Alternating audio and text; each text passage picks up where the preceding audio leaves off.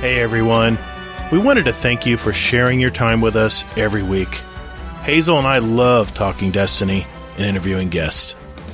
However, we realize that we produce a lot of content in our shows and it might be a little crazy at times. Yeah, especially all the Hazels getting off the rails and rabbit holes. It's crazy. Mother... So I had all kinds of ideas on how to change the show. Make 2 shows, split them in half, cut out content. I don't know. Yeah, trust me. You don't realize all the crazy shit he had in mind. So, you are welcome, listeners. I fought for you. Hey, I thought the new cat segment would be awesome. Yeah, because who doesn't love a 4-hour podcast? So, we are bringing back timestamps. We will provide them every week. Just look at the show description for the episode, and you can jump to where you like. For all you people out there like to zip around and don't have time for, all of our shenanigans.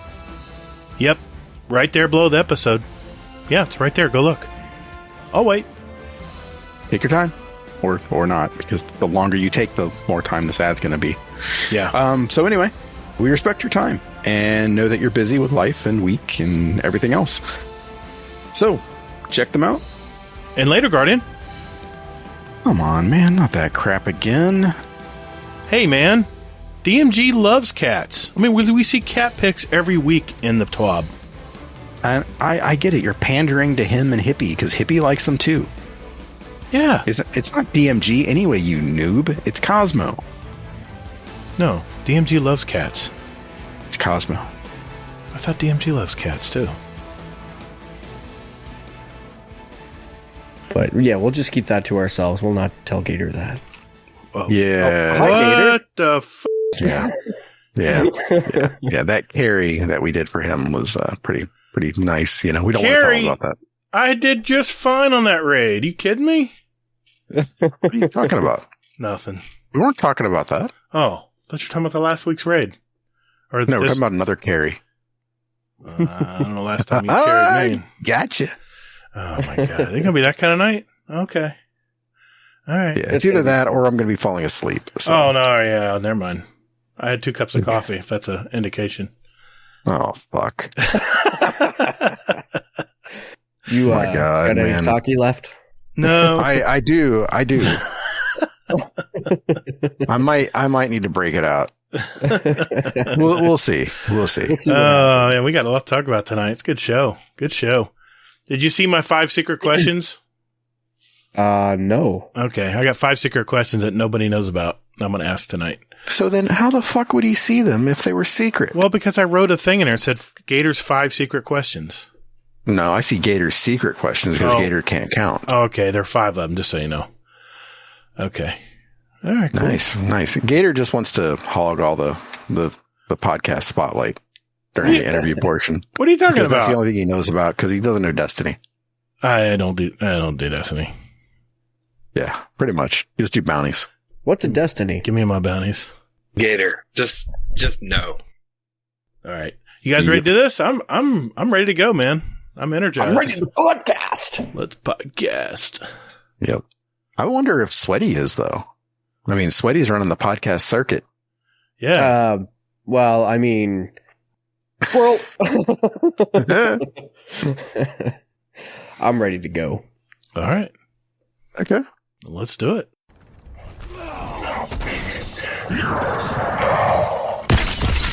Guardian down.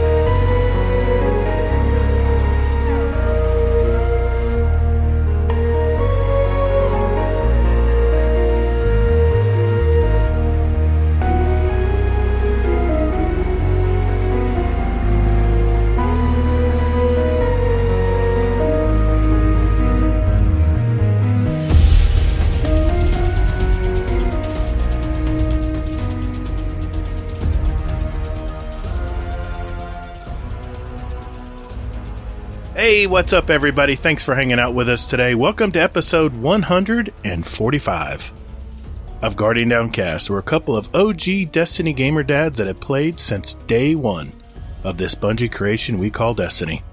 And we love and talk about it. We also occasionally interview content creators and community members to find out more about them. We're the show that asks, are you a typical blueberry at times? I'm your host, the Gatr, and my co-host Hazel is here as well. Hey, man. How's your week? My week. I'm curious. I haven't seen you this week. I mean, serious. How you been, man? Dude, I haven't gotten to bed before like 1 a.m., I think, since Sunday. Oh, no. So, Addie's still sick? Oh, well, I mean, that's a different story. I mean, we'll talk about our week in Destiny, and that will lead me to Addie. Okay. So, but yeah, I haven't gotten to bed before 1 a.m. all week. It's been nice. Not really. So I'm waiting for the bed, or I may just fall asleep here at my desk. Oh, man. But yeah. Besides that, I'm looking forward to getting back into running again because everybody is semi-healthy and that. So yeah, the weather's warming up here. It was a nice 61 degrees today. Wow, so that's a nice day, man. Yeah, for Ohio anyway. 61's not bad. That's a pretty cool day. Pretty cool. It's warm. People were walking around in shorts and wife beaters. No. 61 is like that's like the coldest, one of our colder days in Florida in the wintertime. 61. Yeah. Usually breezy and a little chilly. As my friend Drafty would say, that's coat weather. Yeah, we got to put the coat on. 61 out. No way. Everything else been good? I mean, family good? Everybody good there? Yeah, I mean, seemingly everything's okay. So, yeah. Okay. I mean, it is what it is. So I'm just rolling with it and going from there. All right, we'll get some coffee, What about you? Yeah, I've had my 2 cups. I'm good. No, it's been you've had enough for both of us. It's been an eventful week, man. I got to tell you, I have not been in Discord as much as I'd like. I apologize. Why? Yeah, you schmo. It's been a little crazy this week. My son got married yesterday. This is a Friday. We're recording on a Friday for our listeners, so we have context here. Yeah, it was a very short and sweet, beautiful day. I think it was like 80 out. Nice breeze off the lake. Sun was setting right on the lake water. I mean, it was just the perfect time to get married. And my dad officiated. He did really well. And my son wrote a book for vows. But it was very sweet. I mean, it was very sweet. And I gave an impromptu toast before they left. They went over to the West Coast to collect shells down near Sanibel for their little weekend, like a little couple-day honeymoon. That was our honeymoon. We went to the beach. I've told everybody that story. So yeah, it's been a busy week, and they come back tomorrow, and tomorrow we get to host a party for 50 people at our house. So tomorrow, you can all stand on your deck. Yeah, don't talk about my dick, man.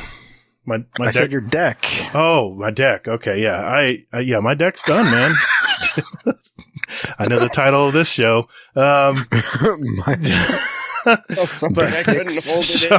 Sorry. But yeah, it's got a big party tomorrow, so I'm going to be non-existent in the Discord tomorrow. Probably. I apologize, but that's why you're there, man. You keep the boat afloat. Big party, and you're on a big deck.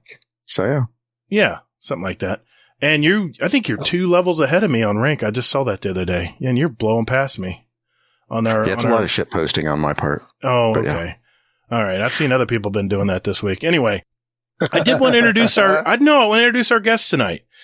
He is real quick. What's up? I just want to say this. You posted pictures of the wedding, and I was looking at the one picture of your dad, and I was like, is that Gatr? I was like, it looks just like Gatr. That's my dad, man. And I know. I realized it was your dad when I scrolled down and saw another picture, but you look just like your dad. Man. I do, man. Everyone knows my family. They know everything. I get that a lot when I grew up. I was like, man, you are definitely your dad, son. Because I can see you coming. So yeah. We definitely look very similar. But anyway. Yes, you do. Back to our show, our podcast. We have a streamer, a Destiny gamer, and a community member, and now we can add podcaster to that list. We spoke to him back on episode 71, and we're having him back tonight to talk with us again. It's Mr. SweatySpookz. How you been, sir? Hey, everybody. Thank you so much for having me. Can you hear me all right? Hear you just fine. Awesome. No, I'm doing wonderful, although today was a bit of a day, but I mean, we can get into that later. Wait a minute, you know what? You know what? I don't mean to interrupt you. I'm going to give you the honors tonight, man. We need a weather report for Mr. Elmer Fudd tonight. Oh my goodness. All right. You know what? Let me get the conversion up here because us Canadian folks, we tend to use Celsius That's as right. opposed to Fahrenheit. Oops, forgot about that. All good. I got it up. Okay, so let me see here. A little bit of conversion. So we're going to go. That number equals 37.4 Fahrenheit. A little chilly tonight over in Prince Edward Island, Canada. Let's see. What was it earlier today? It was nice and warm. So that's about 60 Fahrenheit. That was warm for us. 60. But See, that's what I said. What is up with you guys? now see, temperatures called the North, eventually, eventually in the middle of the summer, that temperature is going to reach probably close to 95 Fahrenheit. So Wow. we're going to take advantage of the cooler temps as they're here. Cause some of us don't have AC yet. So, I mean, losers. Uh-oh. Well, hopefully you only get that a couple days of the year, a few days a year. But, man, you guys run the gambit of weather. Holy moly. Well, Yeah. It's pretty polarizing. It's either one or the other extreme. I know Mr. Fudd just loves to hear our weather report. And I know our listeners do too. I'm sure they're showing us their appreciation right now. So thank you for that weather report. There you go, Mr. Fudd. In honor of Mr. SweatySpookz tonight. Okay, you're probably asking yourself, all right, Gatr, what's going on tonight? What are we doing? Here's what we got on tap. First, we're going to catch up and talk with Mr. SweatySpookz here and his time in Destiny 2, because we haven't talked to him in a while. Hazel's going to go over the TWAB. That's this week at Bungie, Marcus, for the 10th week of Season of the Risen. Next, we're going to test SweatySpookz Twitch reflexes in our new and further improved Fast Fire segment we call, oh yeah, it's a speedrun. And before we go, it's our question of the month episode. We'll be revealing the answers. Yes, we got 12 answers to our question of the month. We'll be revealing that tonight. What's that? So does that mean we have 12 people that are entered into a $25 gift card contest? You would be correct. And that's what I was just going to say. We're going to be revealing our answers our community gave, and we're going to have our drawing tonight for an amazing gift card. Amazing. Jeez, what the hell, Todd?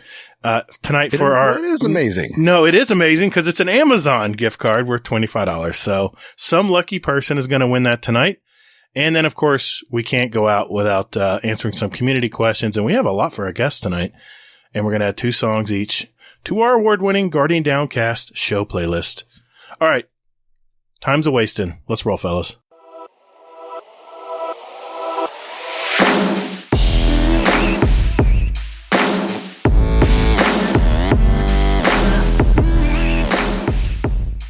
Thanks for listening to Guardian Downcast. You can find us on Twitter at Guardian_D_cast. Or you can find us on Instagram at Guardian_Down_cast and see what pics our weekly guests want to share with you. Or just visit our website at guardiandowncast.com for all the contact info and where else to find us. And you can also play any past episodes you like in any order you like, right from your browser. Man, don't or me. Hey, Guardians, while you're at it, follow our Guardian Downcast show playlist on Spotify and iTunes. We post those links in our show description every week. So check us out, and later, Guardian. Toddles!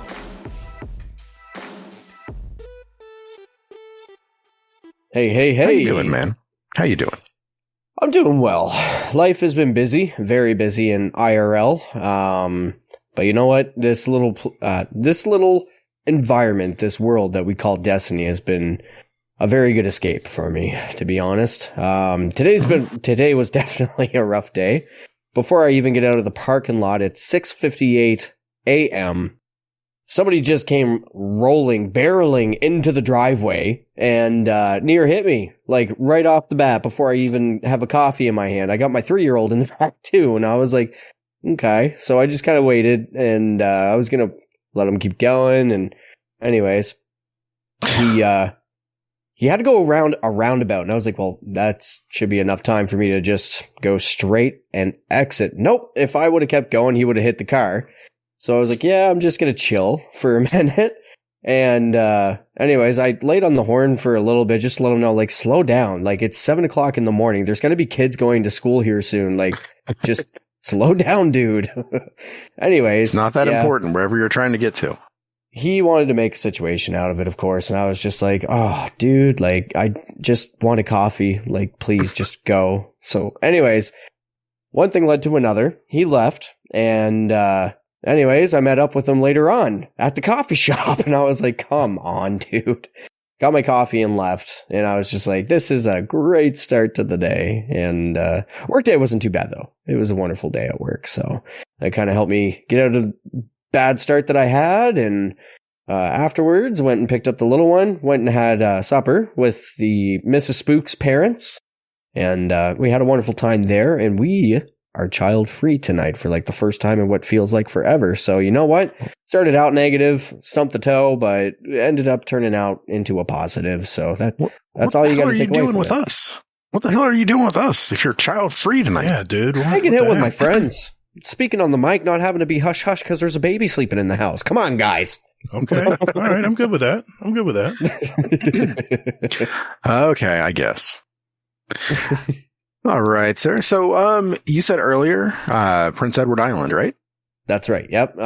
We are under Nova Scotia time. Nova Scotia is another province, a part of a group of provinces called the Maritimes. We're under the Atlantic Standard Time Zone, which, fun fact, is 1 hour ahead of Eastern Standard. So, imagine that. Closer to British time. UK time over there. Yeah, you're only, 4 hours away from this. Yeah. Probably pretty close to our friend across the pond there, Mr. Scumdeath. Yes, that's right. Man, I love that guy. Shout out to him. Oh, we got a lot from him tonight too, by the way. Ooh, smashing. Oh, yeah. I love hearing from him. Yep. That's great. Well, what do you do for a living, sir? I know it's been a while since we've talked with you, so I'm just kind of giving a refresher to our listeners here. What do you do to pay the bills, dude? Yeah, for sure. So I'm going to give you the general English version, and then I'm going to tell you what like the proper title of it is. All right. In general, I make diagnostic kits. So you go see a doctor to see if you have diabetes or something. We provide the doctors and the clinics the supplies in order to do those tests, keyword, outside of the body. That was actually really well put. That's exactly what I do. That's pretty good. But I mean, the fancy term for it, that it's a, I don't know, in vitro diagnostic manufacturer. If you put, I guess, is how I would put it. So. Oh, okay. Yeah, I work in a lab coat all day, and I operate a machine that labels a product that we end up shipping out to our customers. And there's quite a bit involved in it. I mean, of course, anything that's in the medical world. So you know that we're going through audits all the time. And actually, the company that I work for just received, I think it was 15 years of one of the top 100 places to work in Canada. And be it put, the place that I work is the only spot in Canada. It's based out of Japan. So you got Japan, you got Canada, you got UK, you got San Diego. We're the only Canadian spot. Very nice, man. That's pretty cool. That's cool. Pretty neat. I'm lucky. I know I'm lucky. All right, sir. So, just doing a quick catch up here. Absolutely. And then I have a follow-up question for this. It is, how did you find Destiny? Destiny. Well, prior to Destiny and just before my introduction to Destiny, I was hardcore into Call of Duty like most people, and before that was Halo. I just really enjoyed the online multiplayer experience. It doesn't mean that I was good, but You know, whenever you're playing Halo and you get used to using a sniper and you actually connect your shot, it's such a dopamine rush. It's like, wow, did I really just do that? Like, I wish I had modern technology in order to record such clips in order to properly brag to my friends. Not even brag. It's like a pat in the back is all it is. Bragging. But yeah. It's kind of bragging. Yeah. Every snipe I take and I hit, I want to record and go like, oh, look at this. And you get a whole monkey with a glaive. Like, look at this. Like every 2 minutes, I'm getting headshots with a sniper rifle. How's that possible? It's because we put all the clips together in one video. Come on, guys. Yeah. Come on. Little does anybody know, for each snipe headshot that you got, you actually took like 5 deaths beforehand and after. Exactly. Even the really good PvP players, they only put their highlights in the films, guys. They're not going to put I think I would enjoy to watch a film montage. You know, that's why I like streaming, though, because you see how even true Vanguard struggles sometimes, you know. He gets teamed against, you know, when he's playing a team or something and he's playing with a bunch of randos. It's good to see that. Yeah. Yeah. Well, one of the coolest failtages I've ever seen was actually from somebody you wouldn't suspect it from. And that was Esoteric. Really? Oh. Yeah, he put a couple of them out, and I just love watching them because you can just see that he's just super fucking upset. I mean, because he's just like, because it's just some BS thing that kills him, basically. It's like, you know, he gets hit into a wall or something like that, and he just like loses his shit. You can just tell, like, he like flips the controller around, so you see the screen go all crazy, and it's like this is awesome. So I definitely would say if you like failtages, check out his. Well, if wonderful. You think about it, I mean, a lot of these guys will just clip stuff off their streams and then just put them together. Hell, he has to work hard and he probably works really long to solo, you know, upper level content like he does. And for him to spend like 40 minutes on something and then get booted into the wall and die, I'd be upset too, man, because then he has to make the video. That takes several days. So it's just, I could see why he'd be frustrated. Yeah. And that's GM stuff that he's doing solo. Oh yeah. Yeah. Wow. So. Yeah. Okay. And my follow-up question is, what have you been up to in Destiny? Mostly just PvP, honestly. But that is mainly inspired to the fact that Unbroken is now on a timer. And I've been working on that since Forsaken, ever since I very first started playing the game. And there was like, okay, so let's go back to that. Whenever I first started playing the game, what was it? It was Forsaken, of course. I actually started as a warlock. Smart man. And I would name warlock. The light. Oh, hold on. I wanted to be able to say that I had adequate time under each class. So let's go through it right quick. Forsaken, we got warlock. After that, we get Shadowkeep. So I went Titan. And then Beyond Light. I thought the Revenant looked really cool, Hazel. Like, come on. Right? And Shatter Diving, definitely not OP at all. And anybody who says so is lying. Yeah, that means they've been shattered over one too many times, and they're just if anything, it needed a buff. But here's the thing: when Shatter Dive was good in PvP, guess what really went down? Sliding shotgunners. I loved it. That's the one thing I loved about Shatter Dive, is it would shut up all the shotgunners out there who just crutched on the old slide shotgun all the time. Because you could just freeze them and Shatter Dive them. It was awesome.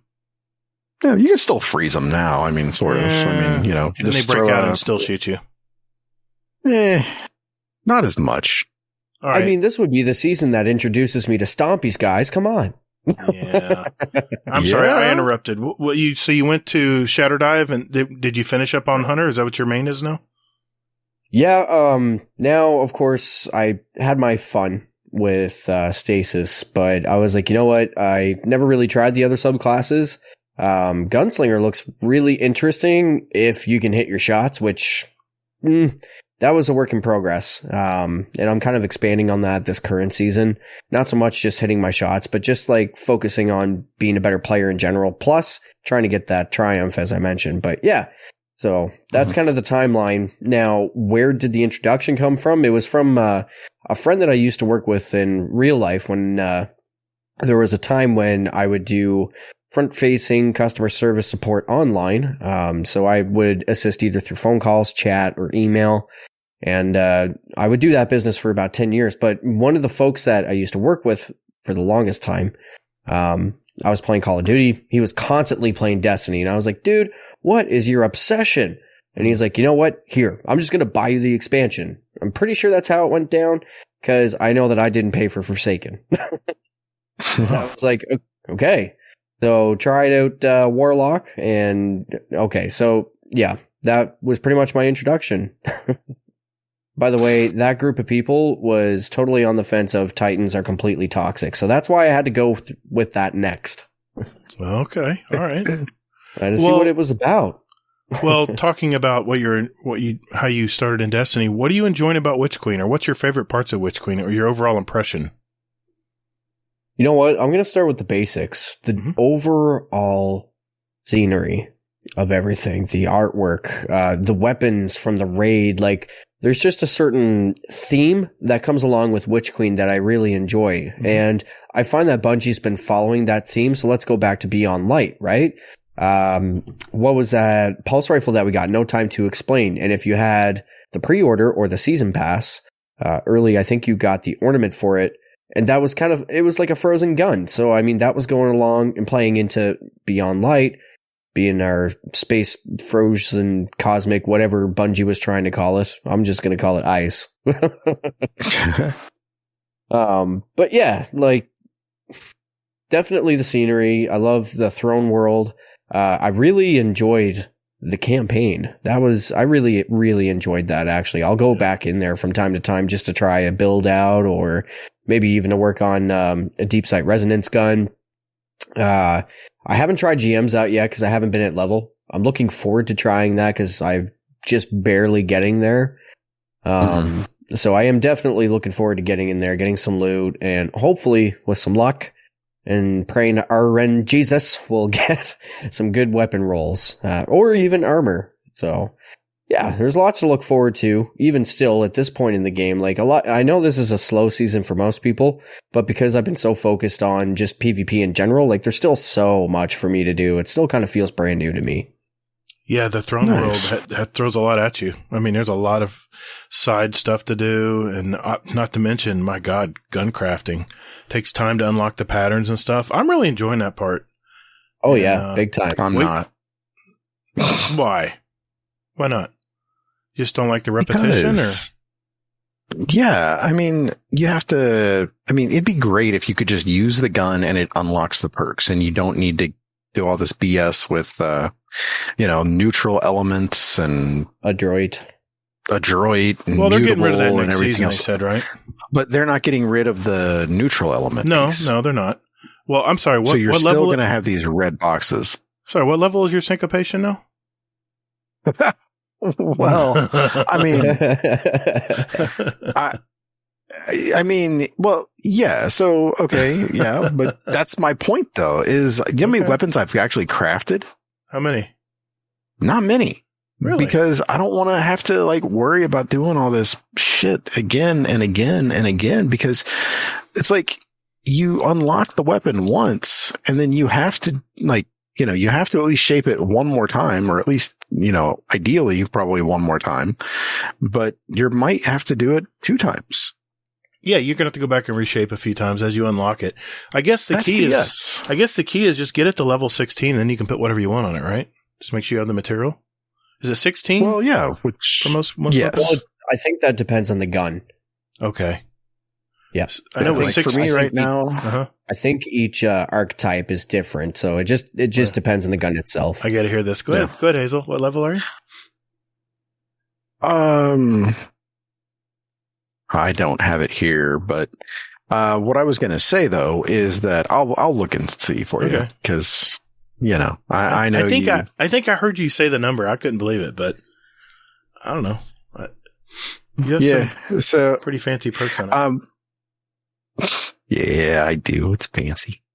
But just tonight, actually, I unlocked the submission SMG from the raid for crafting. Oh. So I'm in Shirochi right now, up to level 3, and who knows where I'll be by the time this podcast ends.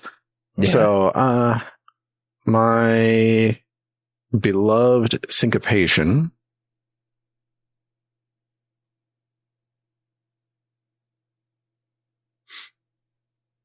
before he Can I says just the, say that? Can I go just say ahead. that I despise the fact that you can't like lock and unlock a weapon to straight reshape it? Because I know damn good and well I'm gonna fucking end up deleting something. Mm-hmm. Mm. Yeah, go ahead, Sweaty. Oh, I was just going to ask Gatr. Did you want to take a guess on his gun level before he says the actual number? I I'm think- going to say, Go ahead. I'm going to guess 112 without ever I don't think it's that remembering what high. he said. I think it's 65. I'm guessing. 65. Okay. Yeah.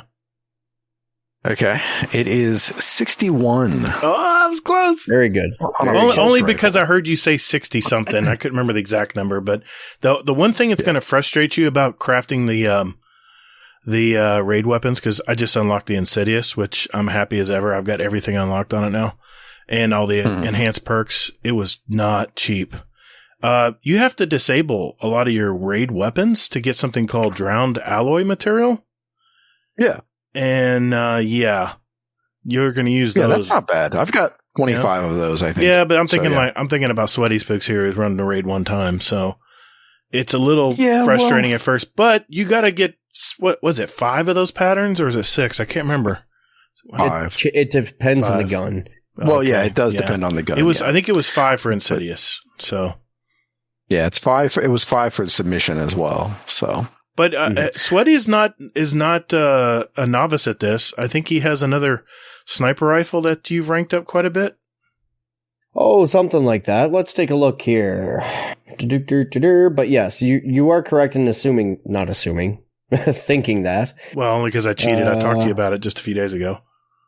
There it is. Okay, so Thoughtless Sniper Rifle. I did not go through the PsyOps playlist in order to acquire this. It just dropped randomly from various playlists. I was lucky enough to get enough red borders to actually unlock it. Wait a minute. I You was didn't do actually- You didn't do any of the ops? Not one. I was What? actually trying to... If I did go into the PsyOps, it was chasing after the fugue or whatever it was. Yeah, and you probably Yeah, as the soon as you sniper. unlock it, then it can drop anywhere. I guess. Wow, that's crazy. Yeah. man. So literally, it just dropped from playing Wow. Crucible because that's all I've been doing. That is crazy. I didn't know they dropped like that. Yep, they drop at random from time to time. Okay. Maybe it wasn't Crucible. It may have been just like some other playlist that I was playing. It could have been GOA. I'm not Okay. really 100% certain, but Gotcha. I know that it did not come from the PsyOps Wow. playlist. I thought you had to. Well, I know they drop in other places. I didn't know they dropped in Crucible and all that either. That's crazy. Yeah. So what's your what role you got on yours? Crafting. All right, so because I could craft it, I chose a handling masterwork because sniper. Mhm. I went with fluted barrel, so that's ultralight barrel with a +4 to stability, +13 handling. Mhm. Second slot, I went with accurized rounds, which is a +9 to range. I have a certain reason as to why I chose that. The reason I chose for the range is because it's going to help with aim assist and it's going to help with your accuracy cones. Mhm. Next, third slot, we got firmly planted, which gives you a plethora of different bonuses. I think it's like a +20 to stability, +30 to handling, -40 some percent. I think it's -40% accuracy cone growth when crouched. So it gives you a lot of good things. Now, some of the choices that I could have had there is like perpetual motion, which I didn't agree with because I don't believe in running and sniping. Yeah, it's not a strafing weapon either. It's not really. No. I mean, maybe it would work if you put an Icarus grip on it and you're trying to snipe from the air. Mhm. Maybe, but Mhm. that's just not my play style. next Right. season. Yeah. Yeah. Maybe next season. Next So- season when you're back on your Warlock. Yeah. And you have your new solar class build. Exactly. Perpetual motion. I forget what the other one is, but it was dependent of a kill. And I was like, no, I'm trying to get a pick with it. So Yeah. firmly planted kind of best suits what I wanted. Enhanced firmly planted at that, may I add. Ooh, okay. Yeah, I got it up to level, which I'll get to in a moment. Last but not least, in the last slot, I mean, everybody knows it's going to be Snapshot the current season. Of course. Yeah. And because I put the time into it, it's enhanced snapshots. Now, Oh. it sounds good right now, but that's obviously not where I started. In order to level it up, I was using rapid hit and quick draw. Mhm. Everything else was pretty much the same. And I found that even though it didn't have snapshots, if you really spec'd into your helmet armor Mhm. with the sniper mods, Right. The handling was still there. So, I mean, it wasn't quite as snappy, but the movement in general wasn't like sluggish, I guess, feeling, if that makes sense. It's kind of a bulky sniper rifle. There is some adjustments. It's certainly with the zoom, because it's a 46 zoom and the reticle is very small. It's so small. It's very small. But I like that because once you get used to it, it actually shows you more area within your scope. As I was telling you the other night, you can drag scope with it real easy. Yeah, exactly. So, I mean, you know, this thing, it comes with 73 handling on a sniper rifle, which is pretty crazy. Yeah, it's pretty high. And aim assist is up there with 72 as well. The range is 60. Stability is still in the 60s at 63, so that's acceptable. All in all, it's a very comfortable sniper once you put the time into it. So it's level 20 as of current date. And I've added some kills to it since we last talked. Crucible opponents defeated. That tracker reads 166 opponents defeated, of which I actually, I was playing some trials before coming to hang out tonight. My very first match was the best match that I had. And I'm going to share with you guys the scoreboard because I was really proud of myself, all right? Because this was sniping, and I don't snipe in competitive playlists. It's shotgun usually. You let me know what you think about that, Hazel and Gatr. Now, for the listeners, I'm going to say that this is my one win. I took 5 losses after this. That's in trials. That's not right. bad, man. A 10 KD in trials, 10 kills. That's not bad. And that's one round, dude. Yeah, that's in a round? Full match of trials. No, that's a full match of trials. Full match. Okay. Still, that's really good for trials, man. Yeah. So for the listeners out there that are wondering what I'm talking about, it's like I say, I don't think that I'm like the best player out there. So when I tend to do a good match, I feel really good about myself. So in this particular match, 10 opponents eliminated, 10, with 1 death, 1 teammate revive. I think I got the most damage. Yes, I did. And that's a 10.0 KD or combat efficiency. One thing that I found interesting was I shut down a couple of shotguns with my sniper, which I was like, what? Ew. Yeah, they were just like rushing me to close the gap. And I was like, hip fire, now zoom. And I was like, nice. Quick scoped them, huh? Old Call of Duty trick. Yep, just took out their shield with a quick hip fire, which I'm surprised it connected. And, because of snapshots, I was like, boing, done. Hazel swears by his enhanced hip fire on that syncopation. I still don't get hip fire on a pulse rifle, but it works for you, man. Well, it's a great thing. Hip fire comes in handy when you're being rushed, right? It's you like, back up, and then that's true. They're just helpless. Now, pretty much. Now, Sweaty, don't you feel like you accomplished something? You built into that gun. You spent all that time crafting it and leveling it up, and now you can build it the way you want to play it to your style. Isn't that kind of exciting versus the usual RNG crap that we always get? Hey, that's correct. Now let me expand on that a little bit. Mm-hmm. If you reached, so one of the power fantasy things that we've always enjoyed from Call of Duty is this little word called prestige. So I think that if you're going to add a crafting system, you're putting the time into a weapon. Once it hits a certain level, I'm going to make it a very exaggerated. I'm going to say level 100. You know, it's kind of like raising, I guess Hazel will relate to this, but it's kind of like raising Pokemon. But yeah, once you get your gun level to 100, maybe then you can equip adept mods to it. Cool.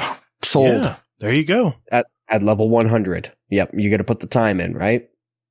Well, I know we've heard a lot of people complaining about the Master Valve Disciple, how the adept weapons can't be crafted. And I'm like, well, then why run it? You know, why not just craft what you want? Yeah, you won't get the adept mod. You won't get the adept big ones. Isn't that what they call it? The big ones mod anyway. But you can get that mod from playing a GM or something, you know? You don't have to go through all that brutality and all those champions in that raid.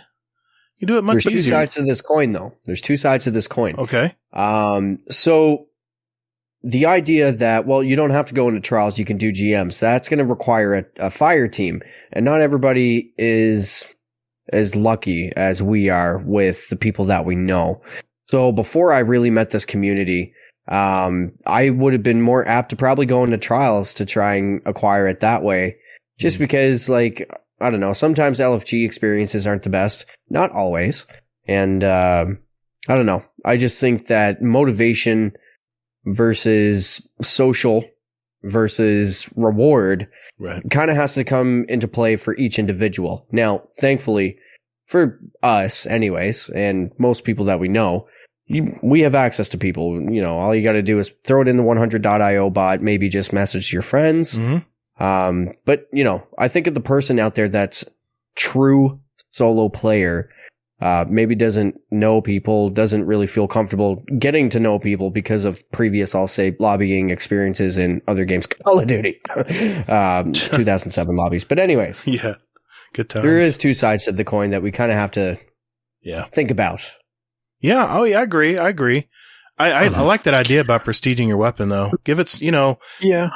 I mean, Hazel experienced this. He got one of those little, I can't ever remember the name of them, those little things you can add to your gun. Memento. They drop randomly. Not because of what you do, just being lucky. Let's get rid of that random crap. Let's make it where you get one of those mementos when you reach 100. How about that? Yeah. That would have to be restricted to legendary weapons, though. You wouldn't be able to do that with exotics. Of course. It'd be your craftable weapons only, obviously. But I'm really excited to see what they add to craftable weapons next season. I hope they add some because that's gonna be fun. I think Bungie walked away with some learning lessons with this new system that we've never had before. So I think this is just the beginning. I think that they did a pretty good job with their launch in terms of, like I said, it's never been done in the game before. I still think it was a success for Bungie, and I look forward to seeing how they're going to fine-tune it moving forward. You going to say something, Hazel? Yeah. Sorry, Hazel. So, no, you're good. Because, I mean, you're right. You know, this is just version 1.0. Now, and this is back, I want to say, probably I want to say it was in vanilla in D2. And they came out and said that they were basically going to be trying to be more agile with things. And they mean that in the business sense. So for anybody who doesn't know what that slang means, basically, or that jargon means, is that they want you to basically be their test dummy. They want to, like, you know, so say you want a car. Bungie wants to give you, like, you know, this a grand version of weapon crafting where, you know, you can do things that we haven't even thought of yet. Yep. You know, but in order to do that, it would take 3 years to get that done. Oof. Exactly. So what they do is they put out some half-assed thing like what we have right now, where we're like, you know, this fucking sucks. You know, we've got to do this, we got to do that, and everything else. And then what they're going to do is they're going to make improvements on it and get it from basically like a skateboard to a car. Yeah. Makes sense. Build upon it. That's a safe way to approach it. Yep. It is and it isn't. I mean, and then if it's not working, then they can go ahead and just scrap it and go like, you know, it's no harm, no foul, instead of coming out with something 3 years later and being behind the curve on everything. Well, we still have Gambit. I'm sorry, I had to. Wow. Wait a minute now. Speaking of Gambit, has anybody tried the new Moat Thief Gambit Labs this week? I haven't tried it yet. I was told not to. Really? Why? Yes. What was it? I was told that it's an absolute clusterfuck of a situation. Oh, that's not good. I'm going to have to at least try it before it goes away. Yeah, me too. But I was going to talk about the weapon crafting piece for a second, because to me, it feels like like it's at war with itself. Because we've got adept mods that are going on certain weapons. We have weapons that are craftable with enhanced perks. So we have enhanced perks versus adept weapons, and they just don't seem to flow together. Do you know what I mean? Yeah, it's a little clunky. I get that. Exactly. So, I mean, I absolutely love the idea of, I mean, you know, once you get to level 100, you can put adept mods on them. And I'm sure that they're going to head that way eventually. Yeah, I think so. But I mean, they have to weigh it and go like, okay, well, is it going to be too OP if we do this? Well, that's why they take it slow, because it's hard to, what does it say? It's hard to, put the shit back in the horse. Well, I think don't know who says that, but I don't know. Maybe it's a Florida. I would imagine. I think it's the hard idea to put of the salt just, back in the bath. Something like that. You guys get my point. Okay. Yeah. 2 cups of coffee, baby. I think the idea of it going too far would be if you included the stat upgrades that you get with adept weapons. I would say just restrict it to just the mods. Well, you get the bonus. I mean, you do get bonus like perks once you get to like level 20, I think, or something. Yeah. Bonus perks? Yeah. You do? What do you mean by that? You mean the enhanced opening up? No. Like you get like a +2 or +4 to all of your. Oh, that's right, because that's your masterwork. It's not a masterwork, but that's your frame that you built, right? It's built based off your frame. Correct. That's right. I remember that. Just about. Yeah, when you craft a weapon, you get like a bonus to your. You get to pick a frame, whether it's handling, range. Yeah. No, it goes to all of it. It goes to all of your. Stats. Oh, okay. Oh, really? Nice. After 20. Yeah. That's good to know. I think it's 20. Okay. Well, I'm at level 19. 69% of the bar is filled, so I'm going to GOA right now to finish that, and I will report back. There we go. I want to keep moving here. Yep. Well, real quick, I wanted to. Go ahead. Like, so I asked a question before, and I want to, I was like, what have you been up to in Destiny? Okay. And he said PvP. Yep. And then, you showed us that sweet pic of, you kicking all kinds of ass. What about you, Gatr? What have you been up to this week in Destiny? Mm-hmm. I have not been very busy in Destiny this week because I've been prepping for my son's wedding. It's been all hands on deck. I'm trying to help my wife, and to boot, my wife is leaving her school there's a brand new school they're building, and her principal brought her along with her. And she actually left. Today was her last day at the school, and she brought home like a mountain of gifts and gift cards. And I asked her, I said, they're going to probably send you off. She goes, I don't think so. But I did a math bee. I don't know if I mentioned this. I did a math bee this week with her. I went one morning and was a judge for the math bee, which was really cool. I didn't think I'd enjoy it. I was just doing it to help her out because she's having a hard time finding people that had the time off. And I have the time off, but I made the time off. You know what I mean? So it was a lot of fun, and they treat her like a rock star there. I go there and they see they treat me like who the hell are you? And, once they see my ID, he goes, "Oh, this is Mr. So-and-so. This is Mrs. Blank's husband." Yeah. And I'm like, "Okay, yeah, that's right." And they're like, "Oh, we love her."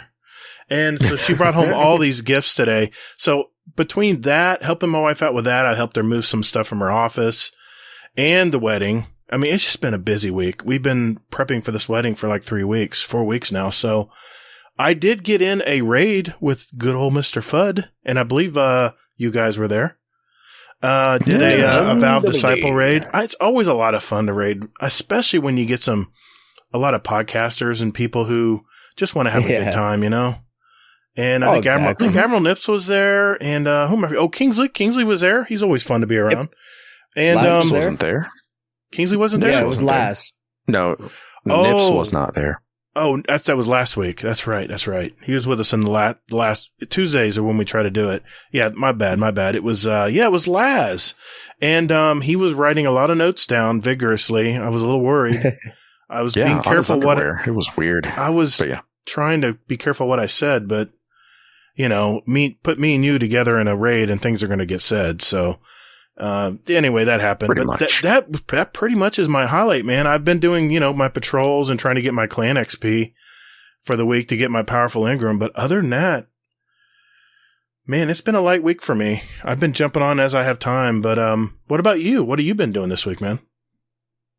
Oh, dude. I've run 3 raids this week. What? Yeah. Sunday, I got lured into Marcus B's stream, and we were doing a vault there. Nice. So that was fun. He has some gamers over there, just so you know. I bet he does. Like one guy soloed all of the oracles for us. It was really, it was great.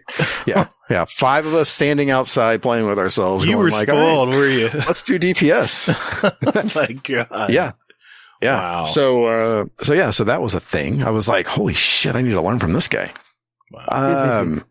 And then, I did, our raid, and then, we had the GDC raid. Oh, that's right. It was clan raid night. I'm sorry. I missed that. It was, no, you're fine. You're fine. You would have only held us back. Probably. But, yeah, I heard everyone had a good time since I wasn't there. No, it wasn't bad. I know. I'm just kidding. But no, it was a fucking blast. Nice. I mean, there was a lot of laughs. Slammin was there. Mm-hmm. His daughter, that was her first raid. Oh, Princess Cloud. Yep. Priceless Nice. Cloud. Priceless Cloud. Sorry, my bad. So she was there. Big Briggs was there. Briggs. Yeah. Hammer. Yes. Hammer. Let me see here. And Probably Grackle. Grackle usually jumps in one. No, he signed up, but work pulled him away. Yeah. He's been working like crazy. Yeah. We've been like messaging, and my heart breaks for that guy. He's fucking got some crazy shit at work. We were going to have him on our clan night, and he had to back out too because it's just work, man. It's just crazy. No, that was family. Oh, it's a family obligation. That's right. Yeah. This is gonna annoy me. Who the hell was the other person? Metal. Metal Giles.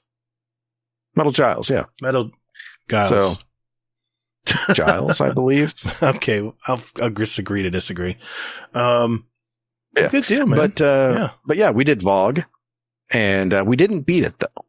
But we just ran out of time. It was just but yeah, it was hilarious, and it just warmed my heart. And then we had scrims on Monday. Oh, yeah, exactly. Right. That's right. Yeah. Yeah, we had scrims on Monday too. So I've been in Destiny for a week, it seems. Thank you, sir. On behalf of me, you've definitely been holding up you've been rowing the boat for the community this week. I unfortunately had to bow out, but I'll be back next week. No, it happens, man. It happens. Yeah. But yeah, your son only got married. No big deal. Yeah, no big deal. Yeah, you fucking slacker. And Mr. Monkey wants dick pics tomorrow, so I'm like, okay, fine. You already sent dick pics. Yeah, I know. He wants more. I guess he wants to see people on him. I don't know. Make sure. Oh, I know what it is. He wants to see if the deck will break for my construction. Oh, that's like a good call, actually. I bet that's why before the party and after. There we go. Nice, man. It sounds like, oh man, I can see why you haven't gotten much sleep till after 1 every night. Yeah. Oh yeah, that was the other thing. So we were doing the VOG raid, and we were trying to think. Oh, it was 8-keeper, and I was like playing and everything else, and all of a sudden my wife goes, "Hey, Addie just threw up again." I'm like, shit. So we finished that encounter luckily that time. So I was like, all right, well, I'll be right back. I have to go clean up vomit. And, I let Briggs and, Hammer and everybody basically like coach each other on like what to do for Atheon and everything. Right. And then I brought the bucket with vomit in it down here, and so I could like play. I'm like, yeah, hardcore. So I didn't want to keep him waiting. Oh my God, dude. Just small put it price down the drain at least. Jeez. I didn't want to keep him waiting. Oh my God. That's dedication. Small price to pay. Small price to pay. Oh, man, I would have said, I'm sorry. I got to dump this out first. I mean, that redefines the whole different kind of shit bucket. Oh my God. That's a battlefield slang. Sorry. Well, good deal, man.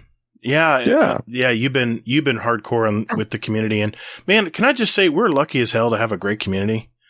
Man, all the people who are active. I mean, we have a lot of active people in our community, and I'm just so glad that we have all these Discords that all join up and do stuff together.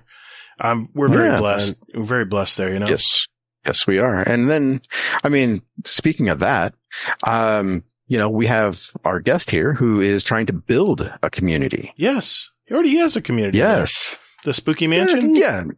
Yes. Yeah, sorta.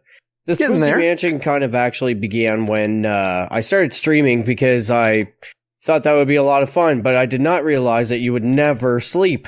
No, streaming's tough, man. Yeah. I've just taken a bit more of a casual approach whenever it comes to streaming. Like if something's going on, yeah, I'll stream and stuff, but I'm not going to make an effort to stream every single day because when I stream, I like to stream for a good amount of time. I like to stream for 4 hours minimum. And the reason for that is just because discoverability, A, but B, I don't know. It's just, I feel like if you're going to stream. Yeah, and that's what I do. I stream when we're doing like a FUD raid or something like that. You know. Exactly. But, I'm just taking a different approach when it comes to the streaming aspect of things. I was really at one point trying to promote the stream and, trying to grow it and all that fun stuff. And I don't really care about that stuff anymore. I don't care about the money aspect of it. I don't care about how many people. I don't care about the numbers, the stats or anything. The only thing that I really care about is just good people. Yeah. That's what it's about. And that's really that's just what it boils down to. So, there was one thing that I really did enjoy about content creation, and that's connecting with people and getting to know different people from different walks of life, regardless of where you're from and what your experiences are like, because I'd like to think I got a fairly open mind. I'm not like discriminative in any, I mean, I live in Canada. I live in a country of, multiple different types of lifestyles coming into one area. So, it's just, that sort of thing doesn't bother me. I'm used to it. The demographic, I guess, is the word that I'm looking for. I don't know what the political word is for it. Well, yeah, I'll just I just enjoy people. Yeah, I'll just transfer right into our next topic here. You've created a podcast based on this, the Blueberry Lounge. What prompted you to start this back up? Is it just wanting to hear people's story? And shameless plug, I was on your second episode this last week. You just posted it, I believe. The Get Toddled episode. I consider that as episode number 1 myself, but I listed it as number 2. Why? Well, the first episode was just kind of a quick meet the host and get my attention. Like an episode 0, right? Yeah, we did exactly. So episode 2, or what I feel is a proper episode 1. Right. I wanted to have interview with a community member, not just a community member, but really bring it down to, I'm going to say the person that kind of, the group, the community, this GDC, like, and Two Titans and the Owl Sector Alliance, really. Everybody has just inspired me to kind of give back in some fashion, and I've always wanted to do that from day one. I've learned some lessons along the way, and I'd like to think I'm in a spot where, like I said, it's not about growth. It's not about anything like that. It's just, connecting with people and trying to maybe help somebody else out who could be starting out, sharing experiences, discussing, geeking out together, learning builds with stats and mods and how it all flows together with different maybe subclasses that you're not experimenting with, or different classes in general. Like I said, I got adequate experience under all 3, and I run all 3 for the high end content. Could be a raid, could be a GM. Whatever it is, I like to be flexible like that, fill a role that helps the team. But, like I said, this is just kind of giving back to the same spot where it all started for me. In terms of finding a community, like I said, the Owl Sector Alliance has really meant a lot and done a lot for me, both as a guardian and as a dad, as a person, when I'm going through things and I just need to vent to somebody. You guys got channels for that. We have the mental health channels for it. There's resources out there for whatever it is, video games, needing a fire team, whatever it is that you're looking for, you just have to look. And I'm trying to give back in the sense. So that's pretty much all I'm doing. Good deal, man. Aww. Good deal. Well, yeah, I had a great time. I had a great time last week. It was a nice, relaxing, just chilling and talking, man. I loved it. Yeah, and you had a little bit of lore in there too, and it was really nice. I'll expand on something now. There was a key word that you had said, actually, is that I was firing it up, keyword, again. So just to kind of enlighten a little bit on that. Yeah, so this is my second time around doing podcasts.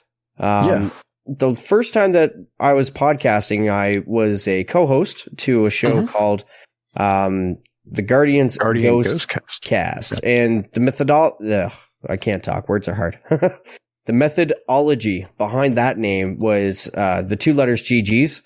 And that's what we were doing with that. We had a lot of fun. I enjoyed learning how to interview different people, maybe just like pick up the conversation, all that sort of stuff. But I mean, why are we not doing it now? Well, just, I'm kind of, time zones. Time zones are honestly the biggest thing. So what's midnight for me, what's midnight for my co-hosts, was 4 a.m. for me. And I just got burnt out. That's tough.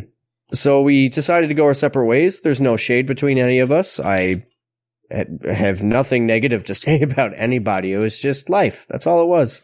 Yeah. I wanted to keep going. So I took some time and really just kind of thought about what I wanted to do with it. Like, what is it about podcasting I enjoy? It all starts and finishes with talking to people. And it's funny because like in IRL, in real life, I hate people, but that stems from doing 10 years of customer service. Yes. And having to fix somebody's problem where they don't even know what the problem is. Right. Can you fix this? It's not working. The frickin' ice show keeps screwing me up. Can you find the power button? What's a power button? Like, I don't know. That's just frustrating me from just talking to people in general in IRL. But, when it comes to a common interest like Destiny, it's real easy to open up and real easy to talk to people, maybe relate. And, have some common ground to just relate with somebody about something in life. Yeah. Very nice. Yeah. Anyway, sorry that was really long-winded. That's okay. No, that was awesome. That was what we were asking. One thing I want to try starting to do, Hazel, and I kind of mentioned it to everyone here, is I've got 5 secret questions that nobody knows about that I'm going to ask tonight. But I think we should, after I ask these, Hazel, I think we should go to our signature questions. What do you think? Then wrap things up? I guess. Sure. Okay. We've kind of covered, I think, everything we need to here. I mean, we already had an interview long ago, and I don't want to tread down over ground we've already covered, but I had 5 questions I wanted to ask you, Mr. SweatySpookz. And yes, sir. I'm curious what your answers are here. All right. Sure. Here's number 1. You ready? Let's go. What is your kryptonite? Cigarettes. Okay. Good. Because answer. I love them so much, but it's going to kill me one of these days. I hear you, man. I think a lot of people answer. I think a lot of people share that concern. And you know what? I dislike that answer myself. I hate hearing it come from my own mouth. And it's like, I hate wearing the smell of my clothes, but at the same time, like, I'm a stressed out, overtired working dad. What do you expect? Yeah, I know. I get it. I mean, I've never been addicted to nicotine, but I'm addicted to other things like caffeine. So I kind of know what you're going through there. But my second question. Sure. My son and fiance, when we built our deck, they left a small time capsule buried under our deck. So my question is, what 3 things would you leave in a time capsule for people to open in 50 years? First off, that's really cool. I like that you guys do that. That's a really good idea. 3 things. Okay, so if I'm gone, one of them is going to be a guitar, a very specific guitar. Oh. It's a guitar that I don't play. Why? Because if anybody out there that's listening knows anything about guitars, you must know about the struggles of a Floyd Rose. Yeah, you understand exactly what I'm saying. I just don't want to put the time in to fix it, but it's my favorite guitar. Now, What guitar is this? Comes from a U.S. company, I believe in Tampa Bay, called Dean Guitars. They were the main guitar source for my favorite guitar player of a band called Pantera. The guitar player is Dimebag Daryl. I was trying to think of his first name, but I can't think of it. He played a Dean guitar? That was his main, yep. Really? So there's a lightning graphic signature guitar that he had won this guitar when he was 14 from a guitar contest, and he took that guitar literally to the grave. He's broken the headstock off of that multiple times. He's lit fireworks off of it. Jeez. He served beers to like the audience on the guitar. Wow. He's lived life with that cool, guitar. And it's now in the Hard Rock Cafe, but nice. Yeah. So the guitar that I have is actually a model that he had constructed just before his passing. He had the cutout model of it for the stencil. But I'd never actually seen a picture of him holding it.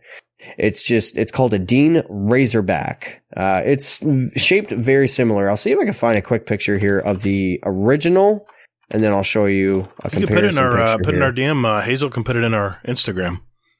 Absolutely. So, and paste. So this is the original. The thing about a Floyd Rose is where the strings connect at the very bottom. That's floating on the body. That's why it's called a Floyd Rose.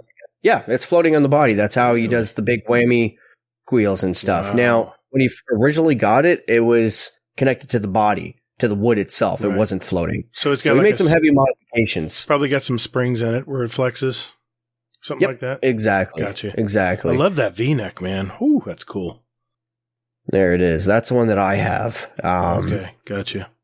And I'm going to probably take that with me to the grave. Wow, that's a cool guitar, man. I bought that guitar before Dimebag's brother, Vinnie Paul, had passed away. Vinnie was alive for quite a few years. Dimebag died in 2004. He was, as far as I'm aware, to my knowledge, the only rock star to ever be shot in the head on stage. And he has a big legacy because of that. Not just because of that, but like he was a genuine dude. He loved people. He loved what he did. He loved teaching young guitar players, kids, how to play guitar and figure things out. But anyways, so that is the start of the answer of the question being, what would I bury for a time capsule? What's your two other things? Two other things. So the second thing is going to be my Xbox controller. Nice. I like it. I have a custom one, and it has the SweatySpookz name on it. It's purple with orange bumpers and an orange D-pad to kind of go with the Halloween theme that I ever so much enjoy. I get that. Okay, what's your last thing you're going to put in there? Honestly, probably a fishing rod. Okay. 50 years, that's a long time, man. That would be the three things, that I would leave behind to describe who I am as a person. That's very nice. Very cool. Okay, question number 3. If you could try out a job for just one day, just to see if you like it, which job would you choose? Just one day. Then you go back to whatever you're doing. Rockstar, honestly. Hell yeah. I'm not even joking. Like, hell yeah. So you see that guitar that I have. I also have a Gibson Les Paul, and I just love the sound of it. I've been playing guitar since I was 11 years old. I'm currently 29. Self-taught. I've taken lessons before, but for 2 months to answer a few questions that I couldn't figure out on my own. Right. But yeah, I'm actually quite confident in front of a crowd.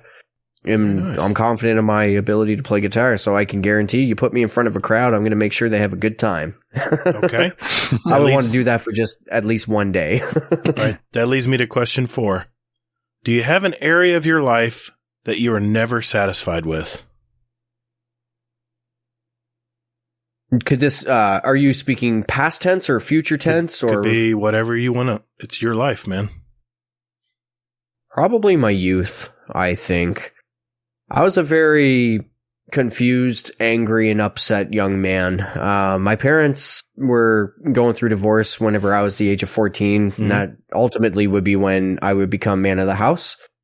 I would never change anything because those, were some life lessons that taught me very important things. But I would say my youth, if I had to answer that. Like changing your story? Like different kind of past youth experience? Yeah, I would just ask for probably a second chance, and to give me a chance. I didn't really, exactly. To be honest, I just kind of feel like whenever I became a teenager, the rug just got ripped out from underneath my feet, and it's like, okay, well, you gotta be 25 now, kid. Your mom's not doing well, and you gotta take care of the family and man up.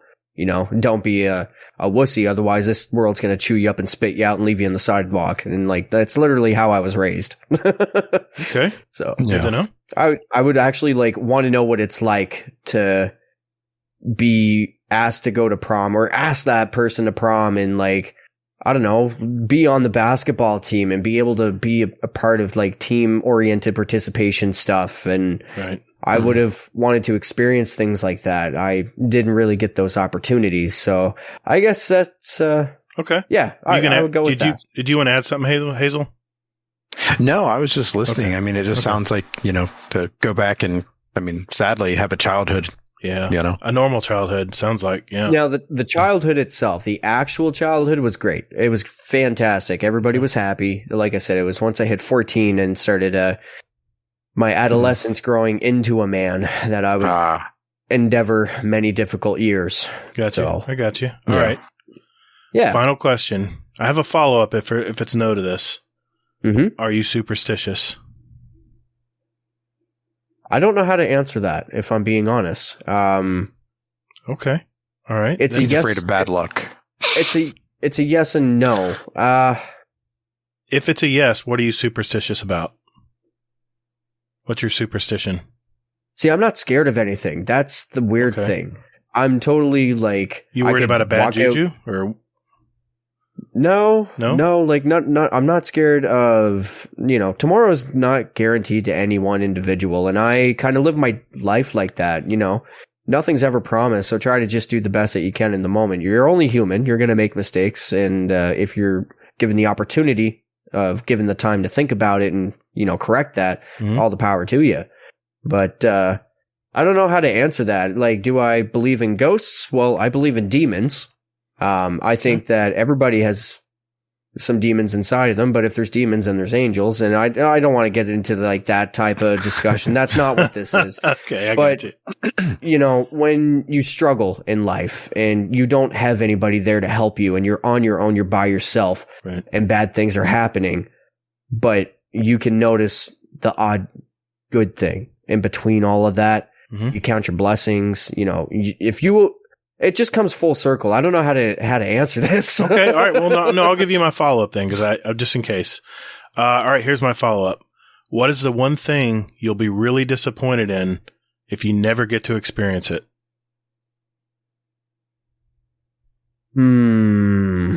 That's a lot of life I want to live.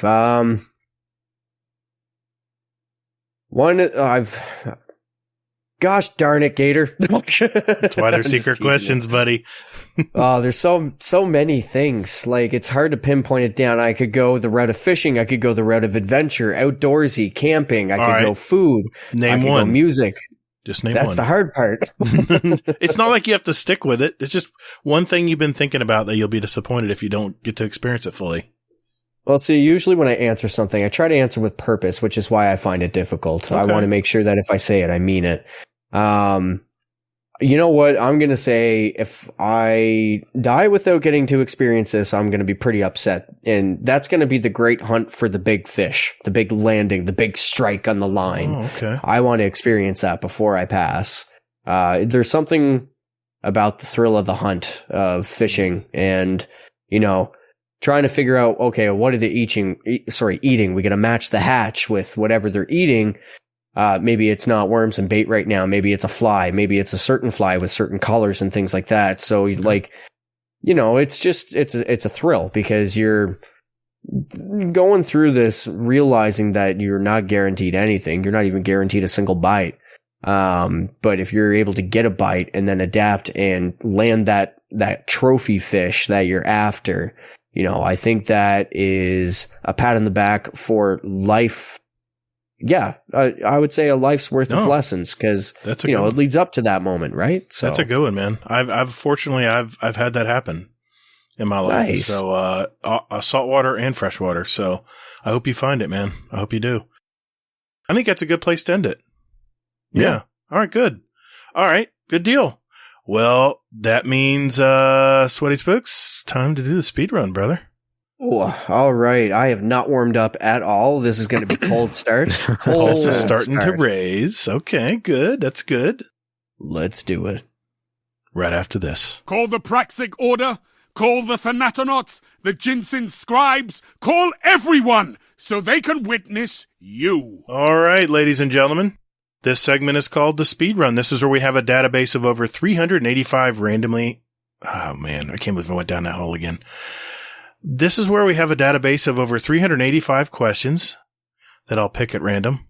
And SweatySpookz here will have 90 seconds to answer as many as he can. These are short, 1 or 2 word answers. And at the end of the year, the guest with the most answers will win a prize and title of 2022 SpeedRun Champion. The questions are asked at random, so no one can memorize the order. And just, answer quickly what comes to mind. Tonight I'm going to ask the questions at a random order from the list. Hazel is our timekeeper and quality control expert. In the event of a questionable answer, Hazel's decision will be final. And he does adjust in case I stammer or mess up a question. So he will adjust. It will be up to him to adjust the time accordingly. That way Laz... Like he's done this whole intro. Yeah, exactly. Yeah. And, that way Laz won't have any lawsuits against us. So Sharp Valor, by the way, and RushJet are our co-leaders so far at 33 questions answered. So which, congratulations. That's gentlemen. very good. Well done. I was listening to those episodes. They did very well. Yeah, they were cooking with gas, man. So what do you think, SweatySpookz? You ready to do this? Let's do this. Put on my gamer hat. All right. Uh-oh. He's got the fishing cap on. All right, Hazel. You good, man? Yes, sir. All right, here we go. 3, 2, 1. Warlock, Titan, or Hunter? Hunter. What is one of your favorite music artists? Pantera. Void, Solar, Arc, or Stasis? Solar. Should there be solo freelance strikes in Destiny? Absolutely. What's the first color you see in a rainbow? Red. Cheddar, Brie, or Stilton? I didn't hear that, sorry. Cheddar, Brie, or Stilton? Stilton. Varix or Mithrax? Mithrax. Strikes, Crucible, or Gambit? Crucible. What symbol do you want to put on your flag for your private island?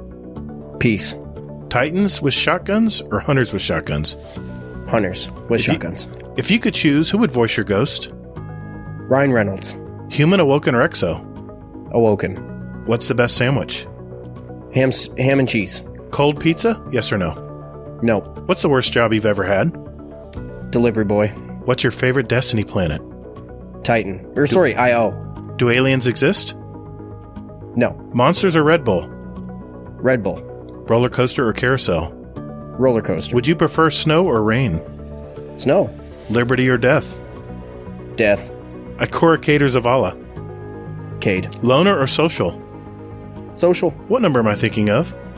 7. Does Shaxx have a grenade problem? Yes. Forest or ocean? Forest. Are birds real? Yes. DC or Marvel? Marvel. Soda or pop?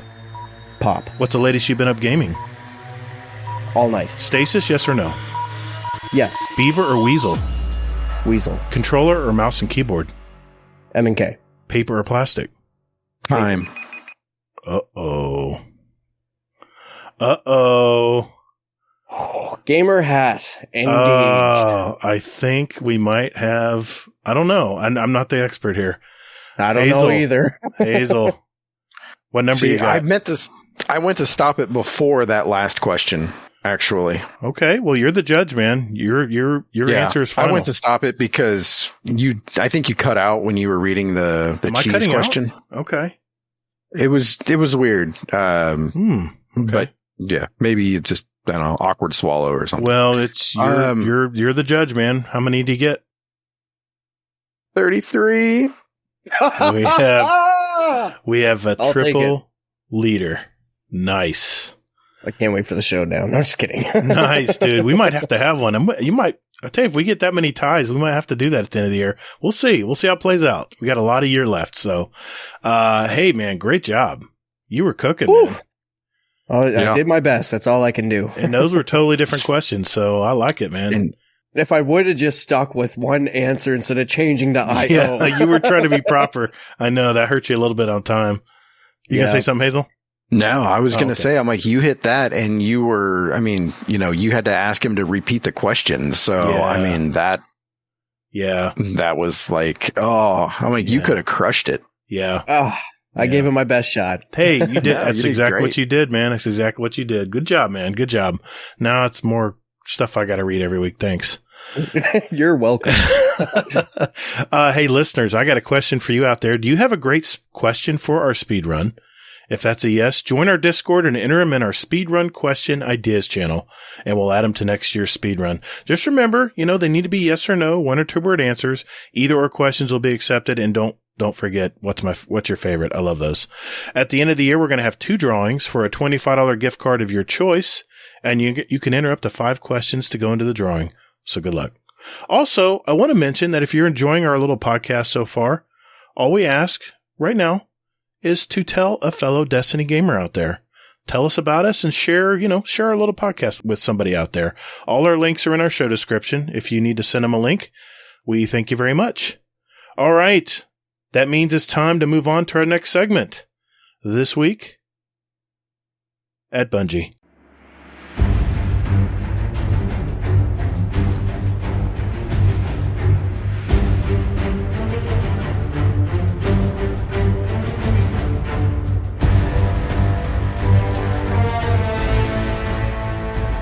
Hey Guardians, just a quick reminder that we now have a Destiny 2 clan, and Hazel and I invite you all to be a part of it.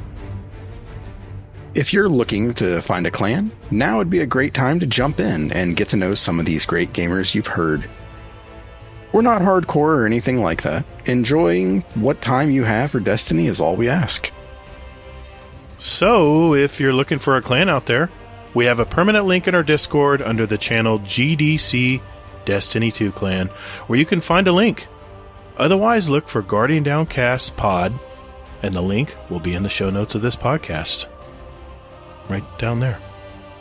So, I lied before when I said that we don't ask anything of you, because we actually do.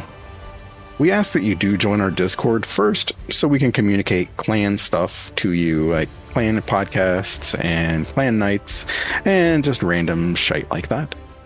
Besides that, you can lurk all you like. So join us.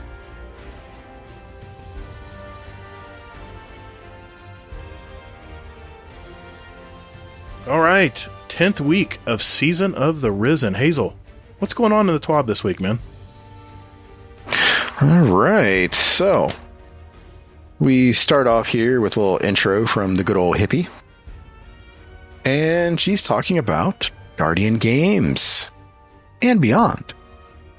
So, Guardian Games actually kicks off despite the misinformation from our podcast, which we're becoming famous for, on May 3rd.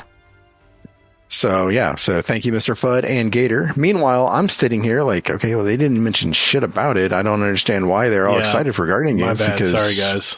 I was a little too excited about Guardian Games, I guess. Sorry about that. Yeah. Put the bounties back in your pocket. They're in there. All right. So with Guardian Games, for those of you that aren't aware of what it is, it's basically where you can rep your class. So Warlocks versus Hunters versus Titans. So you pick one. Technically, you can play all 3 and, do it like Gatr does just because you can get the fancy shit. But this year they're doing something a little bit different. They're tweaking it slightly. So with it, they're including, so last year it was mainly just the core playlist activities. Now they've opened it up to pretty much everything that's going. So it could be trials, it could be legendary psyops, you name it, it's going to get a reward. So I'm glad to see that. Okay. So with that being said, what's going to happen is this. So there's something new coming this year. It's going to be strike scoring. So they're going to give you a couple of modifiers that you can do to get extra points. And then after that, you'll be good to go from there. Now, here's the fun part. There are 2 Guardian Games playlists, training and competitive. And when you play matters. So Tuesday, Wednesday, Thursday is the training playlist. So that means Friday, Saturday, Sunday, Monday is competitive. So with it, that's when you're going to be able to get rewards and supposedly exciting rewards as well. But I'm just going to call them rewards. So moving on here, players can earn buffs in the recreational or training landscape, and competitive playlists by playing bronze, silver, gold, or platinum. And those last until the weekly reset. And you can use those buffs in the Vanguard Ops playlist because nobody's in there. So they want to populate that area.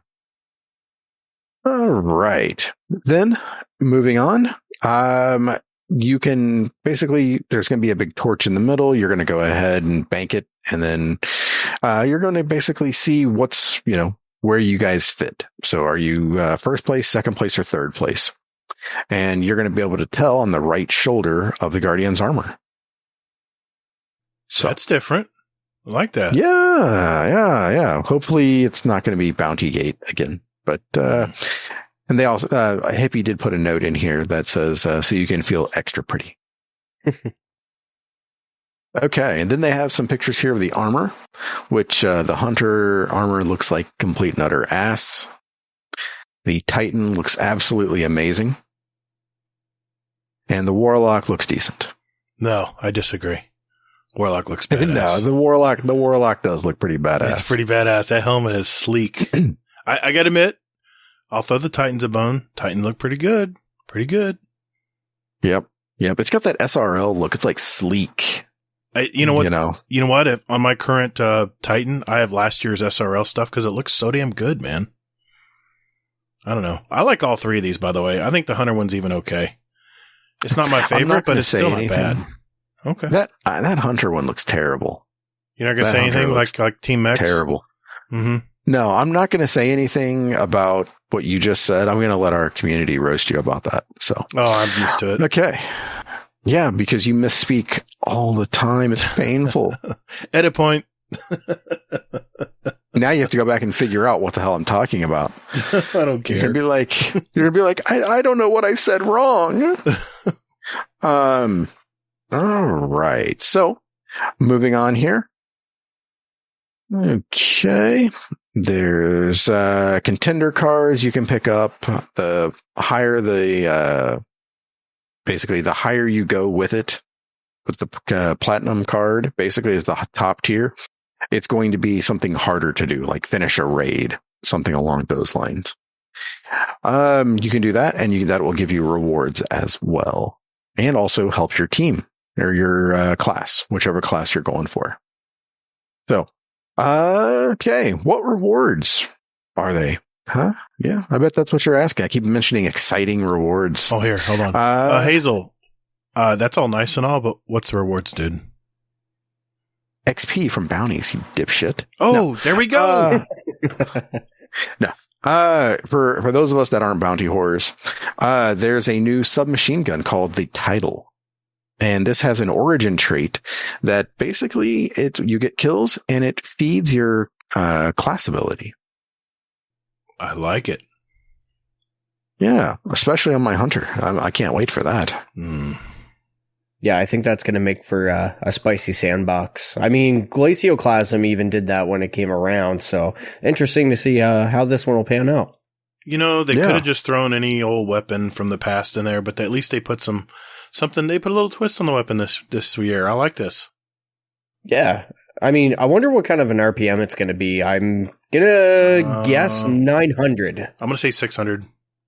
It's a sub-archetype. I think I heard something about somebody saying 800. What? Oh, interesting. In between? Okay. Yeah. What to be at 450? So. Huh. Cool. Whatever. Okay. I'm in either way. Okay. And then class items can also be earned, as well as another shot at the Heir Apparent and its Catalyst. I still need that Catalyst. And then, so the sandbox is about to get a little more interesting during Guardian Game Celebration. So, I was talking to Easy Gaming, in our Discord about this, and he's like, he was pissed off because he has to work pretty much for this. And, he's like, assuming it's solar next season, there's going to be a lot of solar mods, and then they're going to be basically like season of the, like LMG or the the machine gun, basically. And he's just like, he's like, the Heir Apparent could be something special because it's solar as well. Yeah. So It's an interesting thought. Yeah, for sure. Yeah. And then they snuck this in here. It's, did we mention that players that score in the top 10% at the end will get a spiffy new emblem? My God, that emblem's gorgeous. It is. It really is. That is some detail too, man. That is fantastic looking. Mm-hmm. I really, really want it, but I don't want to put forth the effort. 10%? Yeah. Huh? Oof. Yeah. So I'm going to root for Cheese Forever to come up with the quickest way to cheese this shit. And then I'm going to go ahead and probably take like Wednesday or Thursday off after and just... You called Warlocks cheat codes. Really? What? Nothing. What? I haven't even said what class I'm going to pick because honestly, I don't know. It doesn't matter. You're already looking for the shortcut. All right. I am, because you know why? Because I'm not one of you people that was like, oh, hey, you know what? You can get your Finch rank 30 just by running back and forth, Gatr. I did that at first, but I earned all the way up before I found out about that. I was already almost there. No, you weren't. I was. I'm serious. I was. So yeah, I missed that one. So,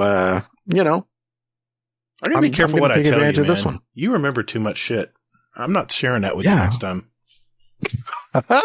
Hear this? The community will. Oh, Hazel will make sure the community knows. Maybe. Possibly. Okay. All right. It really is. That emblem will be mine. Yep. Problem is I have 3 accounts to split it. That's going to suck.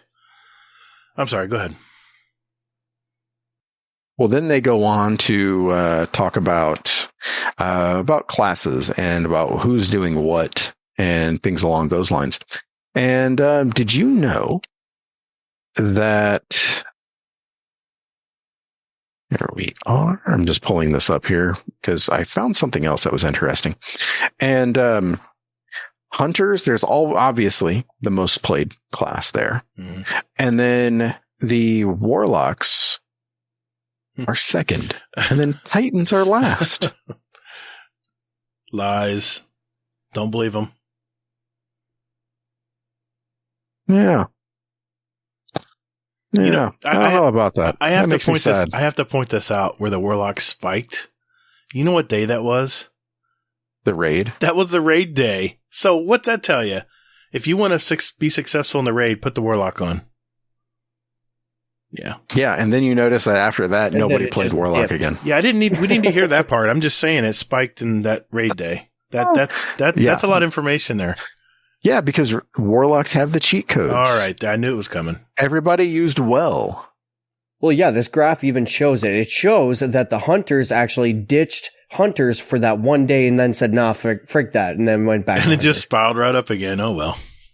The poor Titans, man, they didn't move. They just stayed nice and steady. They're their own person, that's for sure. You know what that's what I notice. Most people stay Titan. They don't move from Titan. Hazel. What are you talking about? What's wrong with that? Nothing. Used to be a Titan. We're not going to class shame Hazel. Hey, I still am a Titan, sort of, at heart. Mm-hmm. I mean, it's a thing. Yeah, they you exist. can talk to Larry. You can talk to Larry. Well, Larry runs 3 Titans, so he's got me covered. That's my point. Titans are like Titans forever. I'm sorry. You were going to say something. I don't know about that. I wasn't a Titan forever. Hey, I played all 3 pretty equally, too, I might add. No. Let's be honest. It's Warlock, and then I usually go to Hunter, and then Titan. Okay, so I represent this graph. All right, I'll just be quiet now.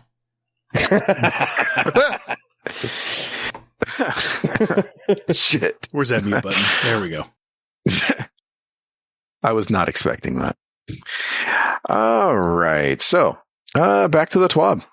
They are also introducing the Guardian Games Cup. So here's hoping he did mute me so that way I can move on in peace. So with this, the community is coming together to basically form, I think they said 42 teams. during the course of this. So this is going to be content creators, streamers, everything like that. And it's going to go from May 3rd to May 24th. So you can root for your favorite one. And then also it seems like whoever makes the most money for charity, that everyone will be rewarded for that. Whoever, donated to them or something like that. So that's pretty interesting. And then a little more in-game weapon love. Oh yeah. So the pinnacle weapon, or the seasonal weapon, whatever they choose to call it this season, is going to be a machine gun, and it looks pretty nifty. There we are. Hey, it's going to be season of the machine gun next season. So I was trying not to jump ahead. I didn't want to say that, but yeah. That's what I said before. Yeah, they're getting buffed. I'm actually looking forward to that. I am too. I like machine guns. They just aren't very powerful. Yeah. But when 21% delirium was in, I found that was quite effective. Still got mine, buddy. Still got mine. I loved that. I got rid of mine because... They have a new 900 RPM now. Mm-hmm. Has this been confirmed as 900? Yeah, it's already in the game. Oh, they've already data mined it? He's talking about a different one. Oh, okay. Yeah. So, yeah. I'm really looking forward to using the one from, what is it called? Oh, I know what you're talking about. You're talking about the solar one. No. No, I'm looking forward to using the machine gun from... The Swarm? No, it's from last season. The exotic? Okay. Well, if you get the heir apparent, that's a machine gun too. No, it's not an exotic. It's the one from... what is it? It was from season of the... Hammer. You're talking about the Hammer... no, the Commemoratum? No, from the DL? Man. Deepstone? No, man, no. I'm proud of you for remembering stuff in Destiny, but no, that's not it. Okay. It's the Shattered Cipher, I believe, is what it's called, from the season of the... what was it? The one season was season of the hacker season. Why do I not remember this machine gun? Though. Yeah, because it's a machine gun, and that's why. I'm trying to remember this machine gun. I don't have it. Because nobody remembered them. Really? Yeah, nobody remembered them because they're machine guns, and nobody plays machine guns. So, Guilty. I still have quite a few. I'm saving though. I do have the heir apparent with the catalyst, and I have the xenophage. That's the one I was thinking you were going to use. No, it's the Shattered Cipher. Okay. So, the name of the gun I was thinking of, by the way, is called Recurrent Impact. That rings a bell, but I don't. Oh, that's the new one. That's the seasonal one. Yeah. Oh, I got one with headstone on it. Yeah, I got. Oh, yeah. I'm trying to get that my pattern so I can craft that one. I'm almost there. I just like the feeling of the 900 RPMs for some reason. I always have. And I was upset that 21% delirium got sunset. Because we haven't really had any that felt like that since. So the recurrent impact, I was pretty happy to see that. We'll have to see, I guess. Yeah. Oh. So. Oh, I just saw something I like.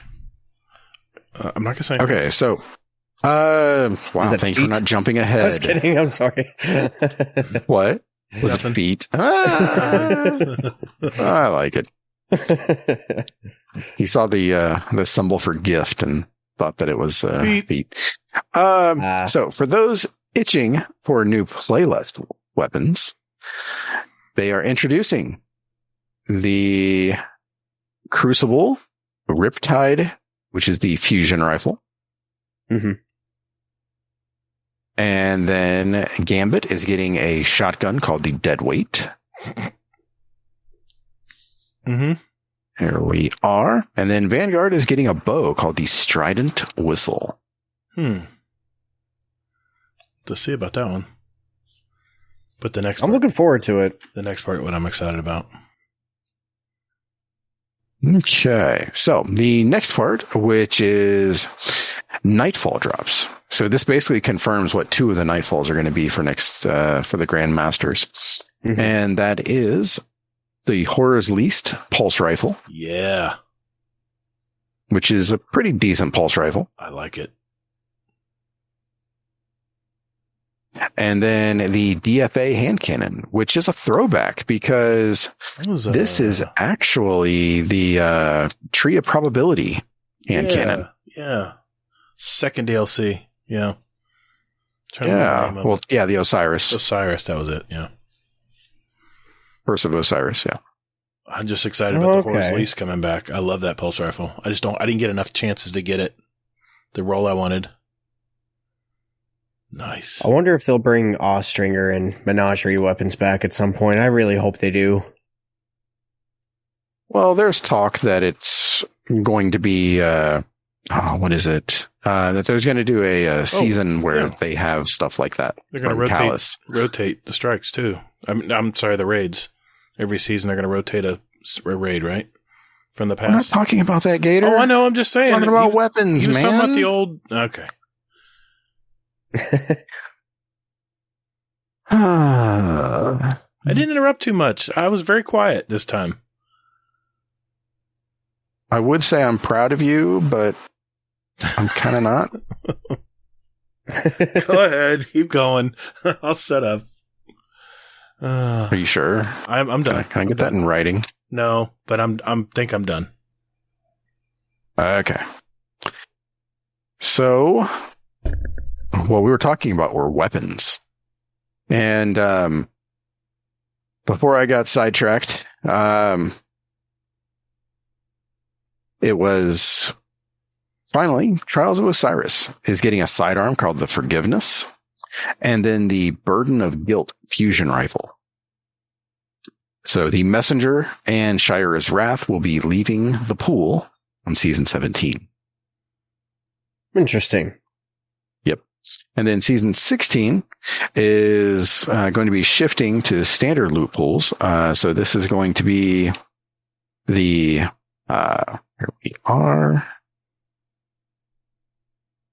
Okay. And that's going to be the Herod C, the Gambit weapon, the Vanguard shotgun Fortissimo 11, and the Crisis Inverted. And can I just say that if you need a Crisis Inverted still, then you're doing something wrong with your life. They fall like candy in the Crucible. Yeah, I'm swatting them away. There's so many. They drop them like every other game. Yeah, it's insane. So, yeah. But for the amount of perks that it can roll with, I think that's a good thing because it gives you more of a chance to find a role that's suitable for your playstyle. Very true. Yeah, but once you find that one, I suppose that's if you like hand cannons. You don't, it's not for everybody, right? So, right, true. Yeah. However, there's one more. Sorry, I didn't mean to cut you off there, but there is one more benefit to that. If they drop with the deep sight resonance, they're pretty quick to get the, the currency from. So that way you can put it towards a weapon that you actually want to upgrade. So save your red borders. Yeah. Think of that. Yeah. That's one thing I was thinking of doing for my funnel web was actually, saving my red ones. Oh, so, well, I guess it's not going to matter because the pattern's not going to be on it. Fuck. Never mind. Well, it'll still give you that neutral currency that you're going to need. And whenever you start getting to the higher levels of crafting, you're going to need a lot more of that. And I discovered that when crafting my thought lists. I actually had to go through quite a bit of them. So I found that going through grenade launchers, it's going to be a long grind. If it's going to be a sniper, going to be a long grind. SMGs, auto rifles, hand cannons, things like that. It's not so bad. And you'll actually get the currency that you need in order to upgrade the weapon that you want. That's a good point. That's true. So that's the only point that I had. Sorry. No, you're good. Oh, it's okay for him to interrupt and not me? Yeah, it's always okay for the guest to interrupt. Okay.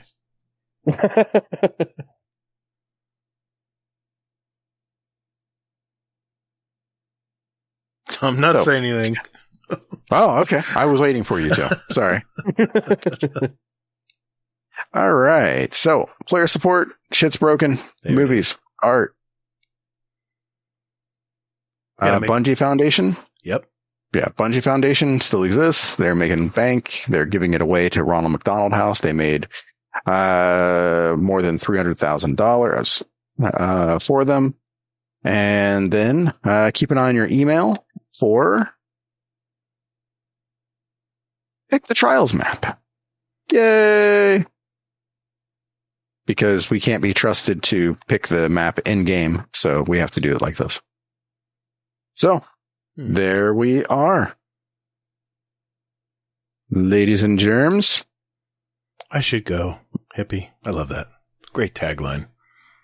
I'm just going to mention this. If you guys haven't watched the iFrostbolt movie of the week, the movie by Lau, definitely watch that. It's actually quite amazing. Is that the one with the Matrix? Yeah, I haven't. That's the one that's in the TWAB. Okay. It's the first one in there. Okay. It's got like the Titan on the front for the cover art. But yeah, Mastery of Destiny 2. Okay. That is actually a compilation of, well, not a compilation, actually. It's a legitimate film that they did. It looks really well. Like, it just go watch it. I can't even put it into words. Yeah, cool. Nice call out. Okay. All right. Well, thank you, Hazel. Thanks for enduring another TWAB. That means it's time for community questions. But first, we've got our next segment, which is going to be our question of the month. So we're going to do that next, and then we're going to have a drawing for a $25 Amazon gift card. So hang in there, and we'll be doing that right after this.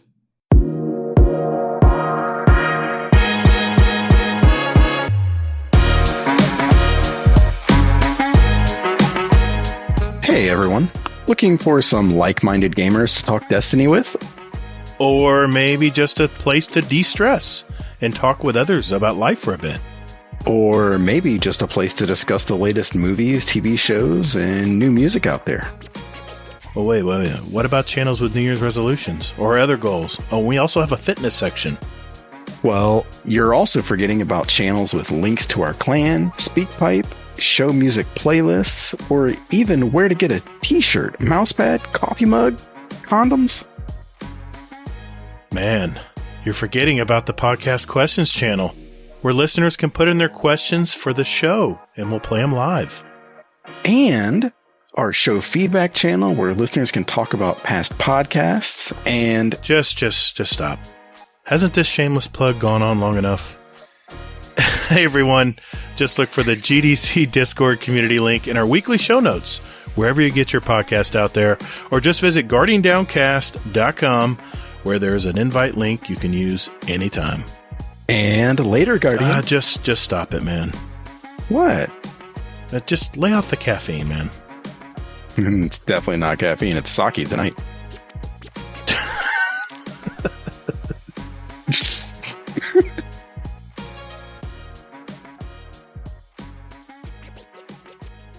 Okay, this is our very first segment, question for the month. This is the question of the month for April, where I ask, what do you think or want the next season's storyline to be?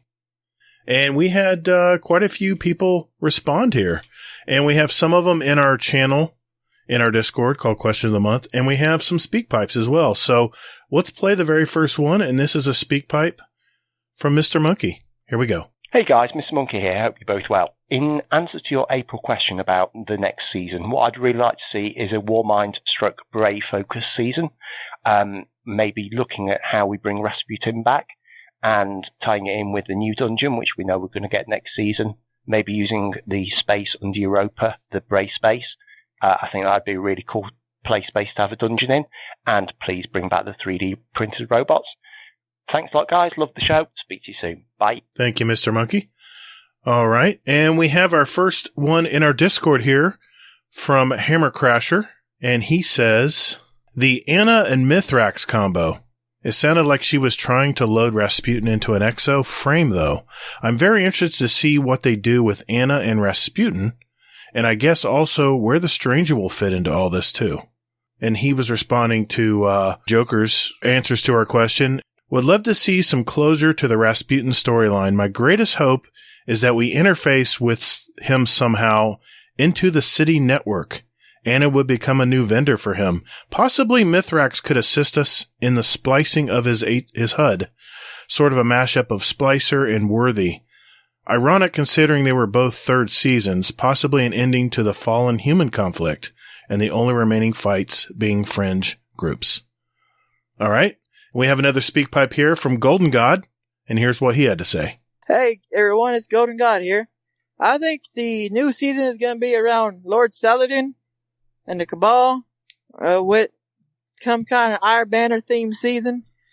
Maybe they'll bring in some new play type of Iron Banner. Maybe they're going to have Supremacy. That'll be pretty cool. I like that in Destiny 1 or even Rift, but I don't know if they're going to do that. But it'd be cool if they did. And maybe they even have the Scion use that new Sonic thing we used this season, go into the Hive Lightbearer's mines and get Savathun out. Maybe we'll use that to help him get into his new body. Hopefully that would be pretty cool. They haven't did anything with that in a while. And I think they'll be missing an opportunity if they did that. If not this season, maybe next couple seasons. And hopefully some new Iron Banners theme, Cabal themes, armor or weapons. Maybe new weapon type. I doubt it because we already got the glaive. Thank y'all for having me. All right, Hazel, why don't we read a couple more off in our Discord channel? All right. So I've got one here from Hades. It says, I love Hades. His says, I want Crow to have some real consequences for something. What I think might happen is the Fallen from Salvation will somehow meet Imaru and something bad will happen for us. Okay. And who else had an answer? Looks like Laz also wrote one in here. I want to see what Imaru, Savathun's ghost, is up to. And he's clearly aware of our presence, him calling us neon nerds and all. And I highly doubt that Savathun would just allow herself it be defeated without some sort of contingency plan in place. Okay, interesting. Interesting. Okay, I have another speak pipe here from Mr. Rushjet. Let's see what he has to say. What's going on, guys? It's your boy, Rush. So for question of the month, what's next season going to be? I don't think we are done with Crow just yet. I honestly think this coming season is going to focus a lot on the guilt that Crow has been feeling with everything that's been going on. With one, trying to atone for being Aldrin, and now two, being the reason that we have lost Lord Saladin. I don't know, I would love to see the Vex somehow get involved. I always love when those guys show up. They've also been kind of silent on a little bit, but yeah. Take it easy, guys. I love this new idea, by the way. And also, can you let me out? I've actually been stuck here since the Gambit episode, and I really gotta get back to work. Nice. Oh, Rush. He loves this. He loves this. I do. I love it. I do, man. I love it too. All right, we have another one here from Master Wabbit. Let's see what he has to say. Hello. My name is Jake. I go by Master Wabbit online and in Destiny 2. What I would want to see out of the next season is a Vex-centric storyline. Ever since Season of the Undying wrapped up in Shadowkeep, they've been pushed to the side as all of the other seasons and major updates focused on the Hive, Cabal, Fallen, or Taken, with a dash of scorn for the Presage activity and the Witch Queen expansion. Here's how I see it play out. At the end of Season of the Lost, Osiris is currently under the care of Saint 14, knocked out cold. He's also the best expert we have on the Vex. With the Solar 3.0 update due next season and Osiris being a Dawnblade Warlock, it would be the best time for him to come back. Now here is where I speculate hard. Savathun used him to learn our secrets about the light, but I'm willing to bet Osiris now knows something about Savathun's greater plans, including all that Quiria, the Taken Vex Hydra, was involved in. During the Season of the Undying, the big bad Undying Mind existed in infinite timelines Guardians had to destroy. I'm betting that there are more Querias in other timelines we need to fight. So how do we find them? A man on the inside. Season of the Splicer ended with Lakshmi opening a portal for the Vex to enter the Fallen encampment. However, during the first part of that encounter, there is a Vex harpy that doesn't attack the player. It beeps Morse code that translates into assistant, none other than Asher Mir from Io. My wild prediction is that these two, Osiris and Asher Mir the Harpy, have to work together to stop Queria from taking control of the Vex and destroying our reality. Wow. That's out there. I like it. I like that. I like that speculation. I do. Okay. Let's see. Let's get a couple more out of the Discord. I'm going to read this one from Ronan, Red Lion. What I think we'll see, more differentiating between members of the primary species in the game, those that ally with the Traveler and those that ally themselves with the Witness. Possibly a return for Aramis, or maybe some more story involving Shayura. Characters that would have motivation to go deeper into the side of the darkness and elevate its status as an antagonist going into Lightfall. What I'd like to see, deeper dives into the nature of resurrection and rebirth, and redemption and descent into evil, via the Traveler's Light versus the Exo conversion process, which uses darkness and clarity. And how exactly the individual's life is transformed by it. Are they really a new person, just using a pre-existing vessel? Or do fragments of the original remain in some way? There was such fertile ground to explore in Beyond Light with the Aldrin Crow versus Clovis, Banshee, Anna, and Elsie. And it all got summarily dropped for Cato's new tank the next season. I like that speculation as well. Thank you, Ronan Redline. I like that answer. Let's read one more, Hazel. All right. So Rodimus says, I would like to see how the 9 play into this whole Traveler versus Megamind guy. I know 5 are for the light and 4 are for the dark. I also feel we will see more of Marasav. That's funny you should say that, because I'm reading the latest lore book, and it's starting to talk about the Awoken and had their transformation and stuff. It's really good stuff. All right, we have we have 2 more speak pipes, and then we're going to draw a winner. Here we go. This is from Frenzy 8. The Frenzy 8 here. For next season, I think it'd be really cool if we had some kind of way to bring Osiris out of his coma, maybe working with Saint 14 and using the knowledge that he has from the time spent with Savathun to prepare for her return. I think would be an awesome way to round out a season. Anyway, good job on the show. Listen every week. Thanks, guys. Thank you, Frenzy 8. And our final one for our question of the month for April, and it is by none other than Mr. Arisen Phoenix. So I meant to record this weeks ago when I first heard the question, but probably too late. But as far as the seasonal question, monthly question, whatever it is, I'm just hoping that the next season has nothing to do with Crow, because we've had 5 fucking seasons of his stupid who gives a fuck story. I want a season of nothing to do with Crow, because fuck that guy. Who cares? Wham. I love you, Arisen Phoenix. You're awesome, dude. All right, there it is. There is our 12 that chimed in on our question of the month. And here's what we're going to do, Mr. SweatySpookz. Yeah. I have listed 12 people that gave us an answer, whether through SpeakPipe or through our Discord channel. And I need you to pick a story. I need you to pick a number, whatever you're thinking, between 1 and 12, and that will be our winner tonight. You just to confirm, you do have no access to this list. This is on a private Discord or document, Google Drive document. So I have the list here, and depending on what number you choose, will be our winner for a $25 Amazon gift card. Let's make this super fair. I'm actually going to bring up a random number generator.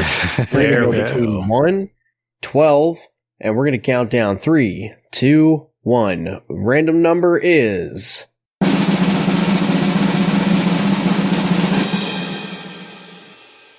11.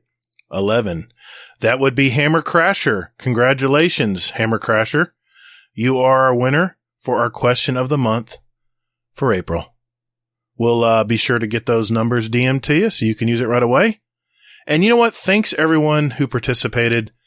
I really hopefully this is something we can do every month. And so what probably you guys are asking is, Gatr, this is nice and all, but what's the next question? All right. Here's the question of the month for May, the month before the new season. Do you play PvP?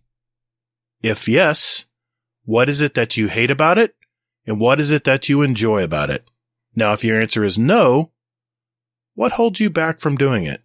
And what would you want to see change to motivate you to try it or play it? All right, here's the way we're going to do it for the month of May. We need your answers by Wednesday, May 25th. On episode 149, Hazel and I will play all the speak pipes that we receive for this question. And what we're going to do, we're going to change it up just a bit here. Hazel and I and our guest, if we have one, is going to choose their favorite speak pipe answer. And they're going to win a little bit of, shall we say, podcast, little merch, little extra stuff. And then for everyone who puts their answer in the speak pipe or in our question of the month channel in our Discord, everyone will be entered into our drawing for another $25 Amazon gift card. That's the way we're going to do it for next month. Let's see how it goes and give us some feedback. Give us some feedback in our feedback channel in our Discord. And, we'll evolve this and see how people want to do it. Let's see what answers we get. And by the way, mention your gamer tag. Let us know who you are. Promote yourself. And again, if you want to answer our question via our SpeakPipe, it's speakpipe.com/GuardianDownCast, all one word, or in our question of the month channel in our Discord. Sorry. Good luck, everybody. And congratulations to Mr. Hammer Crasher, who won a $25 Amazon gift card. All right. Now it's time for community questions. We'll be right back.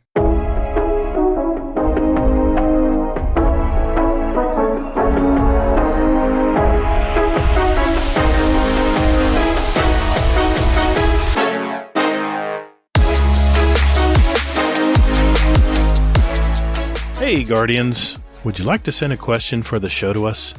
There are 4 easy ways to do it. First, join our Discord server. There's a join link in our show notes. We have some great gamers in there, and you can just lurk or hang out and jump right in and talk to us, whatever you'd like to do. There's also a channel labeled Podcast Questions where you can type in your question for the show. You can also email us at guardiandowncast@gmail.com, or we also occasionally tweet about our upcoming show and guest, and you can respond there with your question at Guardian_D_cast is our Twitter handle. Finally, you can send us a voicemail with your questions at speakpipe.com/GuardianDownCast, all one word, and we'll play it live on the show. Thanks to all of you out there who do listen to our show. And Toddles. And later, Guardian. Hey, man. That's my line. What? Yeah. Says who? It's in the script. It's my line. All right, boys and girls. It's that time of the week. This is where we get our questions from our community. And, man, we got some speak pipes for this week. And we also have a lot of questions for our guest, Mr. SweatySpookz here. So here is our first speak pipe. And this is a question for our show from Mr. Grackle. What's up, Grackle? Hey, Guardian Downcast. Grackle here. So I just spent the weekend giving a eulogy at a memorial for the mother of a very dear friend. And it was beautiful and well planned, and I thought a very fitting tribute to the deceased. So, my question for the show would be: have you ever given any thought to what you would like your memorial to look like? And if so, willing to share a little bit about it. Again, love the show. Keep doing what you do. Bye. Thanks, Grackle. Appreciate your question, buddy. All right, we go to our guest first. SweatySpookz, what do you think, man? What would you want your eulogy or your... Well, you know what? I think about these things from time to time. And I was actually thinking about this earlier for some odd reason. I was thinking that I would want it to look more like a celebration of life than anything else. I would want there to be loud music, lots of food, people gathering around with pictures and sharing memories and things, and, and just try and be the best positive impact that it could possibly be. I mean, obviously, it's not going to be easy for anybody or any family or anything, but for that particular moment, I would like to see for myself and my family and my life a celebration of life. Very nice. I like that answer. Nice. Hazel, you got an answer? Not exactly. I guess I'd just like to, kind of like, like Sweaty said, I just would like to see people. I won't see them, but you know what I mean. I would just like it for people that I've, worked with and people that I've had an impact on over the years and things like that, that they would show up and say nice shit about me. Can't beat that. No, definitely not. I know Gatr wouldn't. He'd be like, fuck that guy. I'm glad he's dead. Oh, come on, dude. I'm not that bad.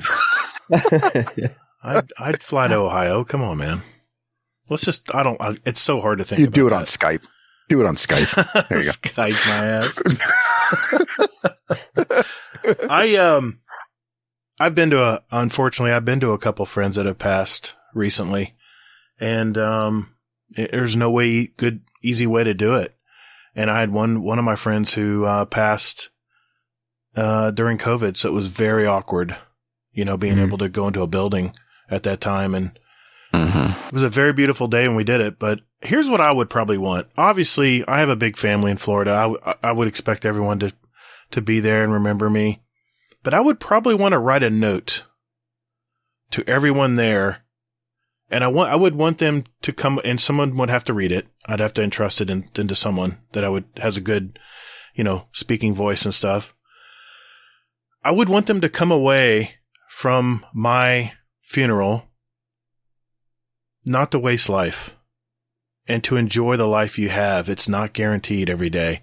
I try to kind of instill that every week, at the end of the wrap up on our podcast, but it's so sad that we take for granted our time when we're young.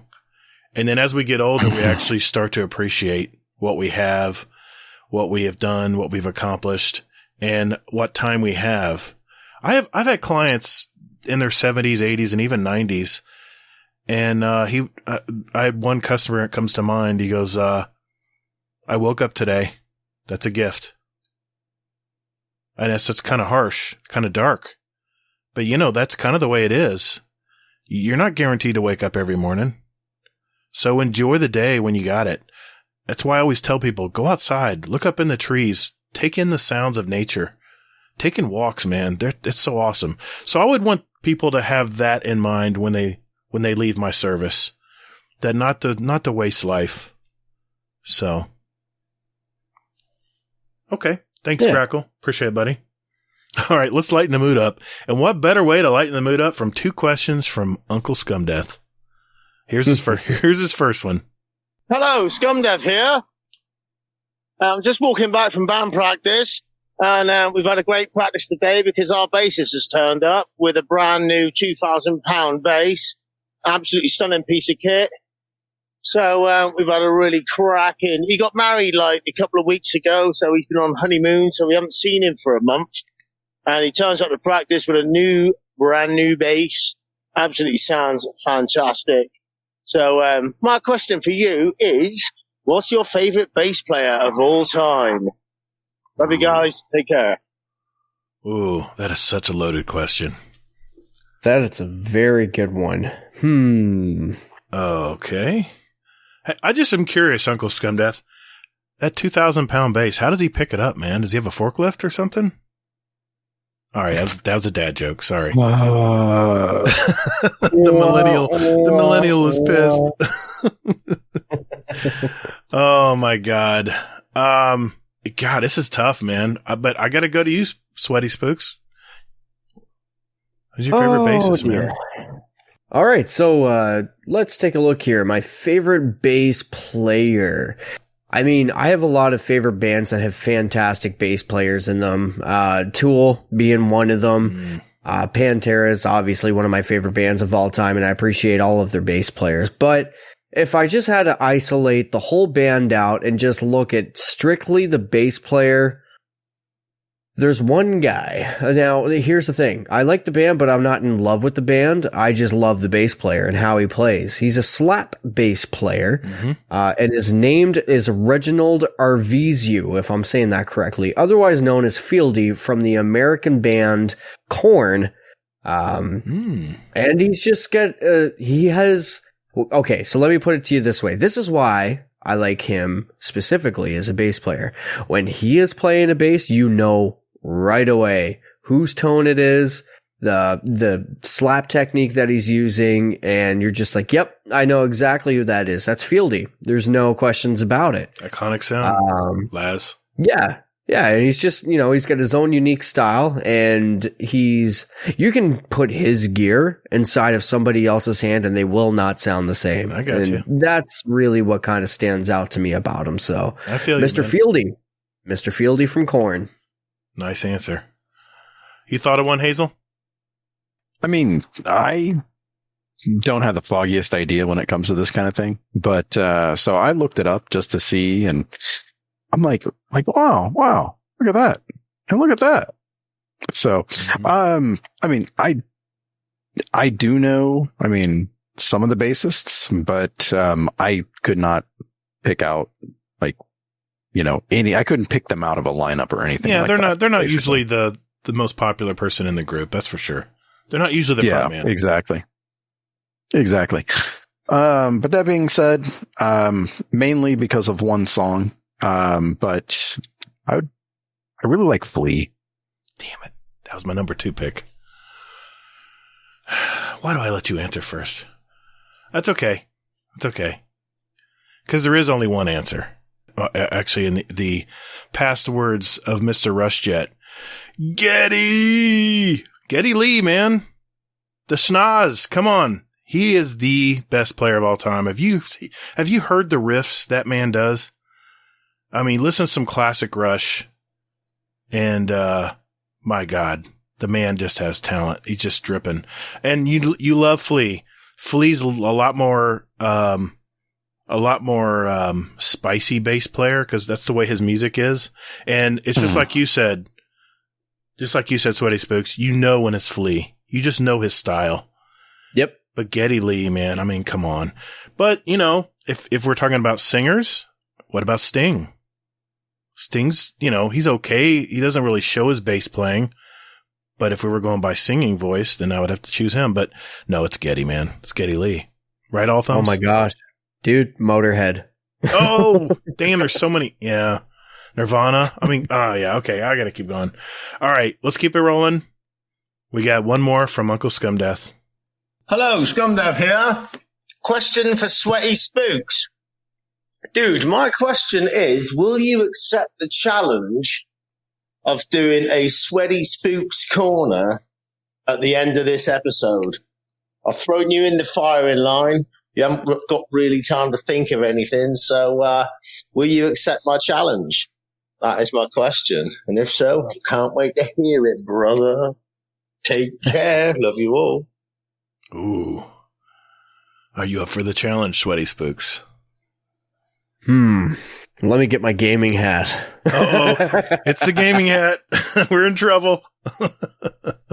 Just for backup, I do have a Scumdeath corner. And if you want to do one, I'll play them both. Mr. Uncle Scumdeath, I got you, brother. All right. And I did hear your call to action in the previous episode as well. And I did not forget and I did not ignore you, just so that I'm saying this right from my own mouth. I actually did hear that in the previous episode that you put that out there. I remember. The only reason why I didn't follow up with it right away, I had full intentions to, but COVID run through the house. So there was that. Yeah. There's been some other family issues. However, that all set aside, we're in a good spot right now. We're starting to get on the up and up. And I think that I'm in a spot right now where I am definitely prepared to tackle that head on. Now, here's the thing about a Scum Death's Corner. The signature part. If you actually want to pull off a Scum Death's Corner for our listeners out there, how do I do a Scum Death's Corner? Here's the thing. Rule number 1. Has to be in the moment. The second that it happens, you record it right then and there. You can still hear the stress off of your own breath. Right. It's got to be as soon as it happens. Good point. Whatever it is, it could be anything. It could be somebody cut you off getting a coffee first thing in the morning, and you're just like, oh, has anybody else ever been cut off first thing in the morning? You're like, you know what I'm saying? There's a certain framework that our good friend from across the pond, Mr. Scum Death, has, and I've paid a pension, see what I did there, long enough to know his framework. So, yep, I think I can definitely tackle this head on. Okay. Well, I'll tell you what. We'll give you some time to get it put together. Hopefully it happens while I'm fishing. Okay. All right. All right. Let's move on to the Discord. Hazel? All right. Let me go ahead and pull that up here. Oh, I like to say they're pens, but we don't have any more pens. Yeah, I noticed. Okay. I'm going to start with the newest ones, and Gatr can bounce around. And well, actually, you know what? Oh. I believe Sweaty has a couple. Here we go. Question for the guest. This is from Rodimus. Sweaty, what made you want to be a guest on the show? You know, there's a lot of reasons, really. But it really just boils down to the community in general. You know, I really can't thank the Owl Sector Alliance as a whole, everybody, for really just having me, honestly. Like I said, just going through that Call of Duty lobbying experience, trying to find someone that you can tolerate listening to for a few hours while you do high competitive, high-end content.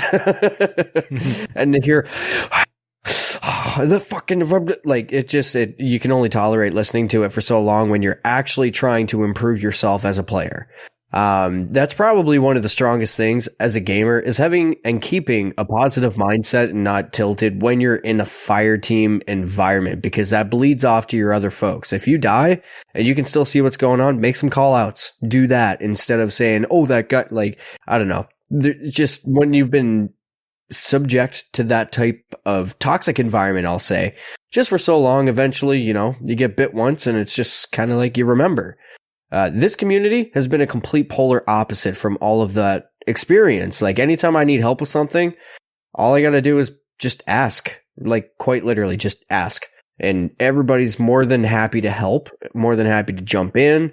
If nobody's available right then and there, that's okay. Book something in the 100.io bot. Somebody would be happy to assist if they're available. Like, it, and the support in general. Like, this community likes to see the community succeed.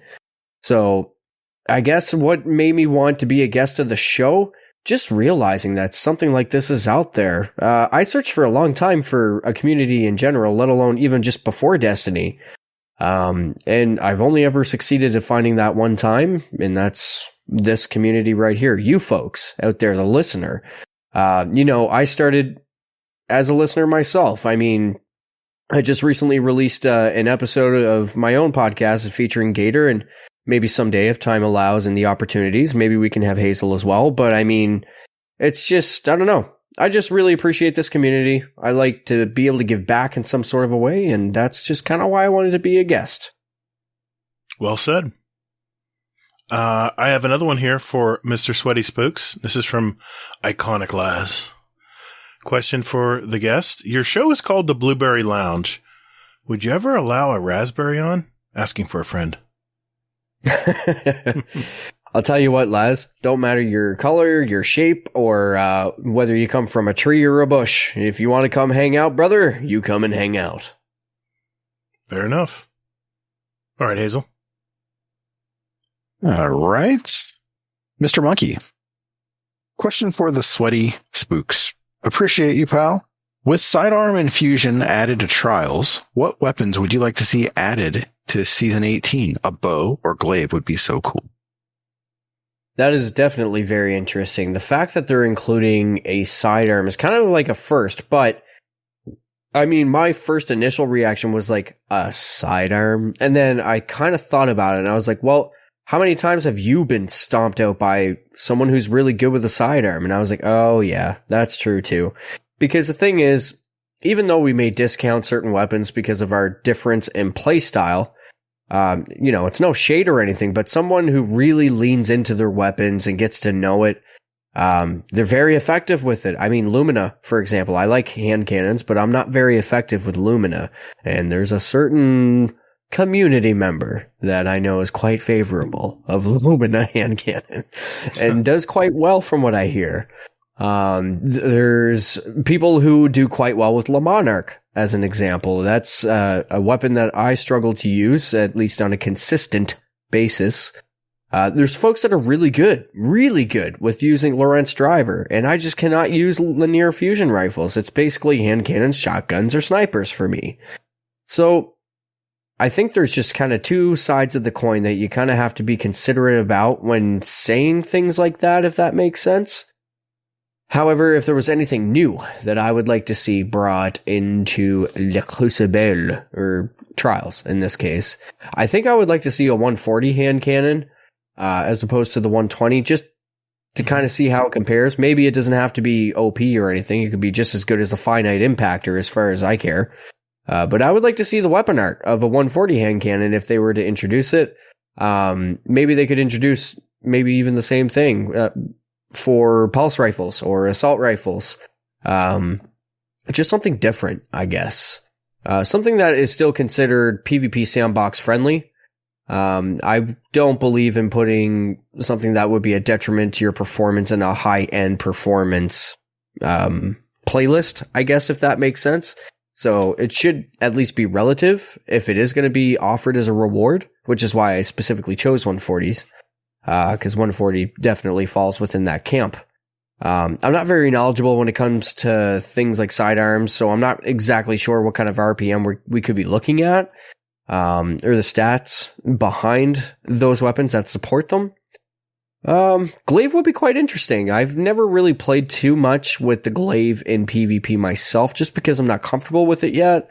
However, I will say that getting shot by a glaive, regardless of the distance, is quite painful in PvP, and I could definitely see multi-facet uses for it. So I'm not really sure how to answer that. I hope that kind of answered it, if that helped. I think it did. I think so. We'll just keep rolling here. We got a lot of questions for you. This is again from Uncle Scumdeath. Question for the sweaty one. How sweaty are you in real life? As in, do you need to put antiperspirant on every hour? And how spooky are you? Does your face scare young children? I usually listen to the show while shaving my beard off. Uh-oh. What do you think, Sweaty? First off, I just love Uncle Scumdeath, and I love his band. And, like, both of his bands, actually. Population Pods is amazing. I get a good laugh out of them, and they sound really good. And his metal band, I think it's Warcrab, if I'm not mistaken. Warcrab. Yes. Mm-hmm. Yep. We have a song in our playlist. Yep. Coming back to the question, in terms of how sweaty are you perspirant enough that you require to apply antiperspirant within every hour of each day? Not quite. Sweaty derives from lingo, gamer lingo, which kind of describes someone who's a tryhard, if that makes sense. Doesn't necessarily mean that you're a strong or a good or an overpowered player. It just really means that whenever you're engaged into content, regardless of the content type, be it PvP or PvE, you're just trying to give it your all. That's all you're doing. So that's kind of where that part of the name came from. Now, in terms of spooks, how spooky are you? I can just hear Uncle Scumdeath in my head saying this. Mm-hmm. Halloween is my favorite holiday out of the year. Traditionally, I used to like to dress up as a vampire on Halloween, and when I did my costume, I used to have these little teeth clips that I would literally super glue over top of my eye teeth. And the reason why I super glue, A, because sanitary reasons, B, it was really easy to wash off, believe it or not. And C, denture stuff just didn't hold something onto an already existing tooth. So I've done the experiment, and that was a conclusion. So I would give myself fake vampire teeth, is what I'm saying. And I would do the whole makeup shebang up, and I would put in like eye lenses over top to just kind of change the color of my eyes to like pure white or something like that. I've definitely given some people a few jumps, I'll say, and I had so much fun doing it. I don't know. There's something interesting, like for individuals that like horror movies. Usually in the horror movie, the main character, which typically is a bad guy, dresses up, and there's a power fantasy that comes with that idea. There's a power fantasy that's associated with our characters, and if you've been playing the game for a long time, then you understand the importance of end game drip and the association behind that. Again, coming back to the power fantasy. So it's one of the reasons why I like Halloween. It just kind of is a pretend make-believe way of living that in IRL, if that makes sense, I guess. In terms of just your costume, that is. And nice. Well, it's just I kind of thought of it just now and just kind of verbally speaking my mind. But yeah, that's kind of what I think about it. Well, hey, real quick, because you're talking about it and stuff. Mm-hmm. One of the questions is from RushJet. Favorite horror movie? Oh boy. Let's see. Honestly, it's I can see so many listeners just dipping their head down, covering their eyes like, I don't know this guy in shame. But it's a classic for me, and it holds a special place in my heart due to the point of where I was in my life at that time. Before all the chaos of my adolescence, I'll say, but The Shining. I don't know if it's exactly a horror movie. I would call it more of a thriller, I guess. Today's standards, yeah. Well, I mean, 1972, that was the horror standard. And at that time, like whenever I watch it, I was quite young. I was very little. Mm-hmm. So to me, that actually, you know what? That just reminded me of something that scared me even more that I still love to this day, and it's sci-fi related. I'm going all in on this one. You know what? I take that answer back. I'm going to say the Alien series, because when I watched that, yes, I literally had to hide underneath my blanket for months, hoping that the aliens didn't see me trying to sleep in my bed at night. Oh my God. Yes. I think that Ridley Scott series takes it for me. 100%. Still makes great movies too. Yeah, I cannot wait for them to release the new movie that's coming. I can't wait. Awesome. I had one here from Hammercrusher 32, and I'm thinking this was, this is addressed to you. My mom was born and spent her adolescence in central Maine. We still have the house on the lake up there my grandfather built. I've always been told about how bad the black flies are in the spring there. Since Maine is basically South Canada, I was wondering if you guys have the black flies that try to kill you up there too. Hope your fishing trip went well. Copy that. Appreciate you, brother. Now, to answer this question, there's going to be two sides of the coin. Once again, the first side of the coin, I'm actually separated from the mainland of basically all of North America. That being said, I'm from a place called Prince Edward Island. So the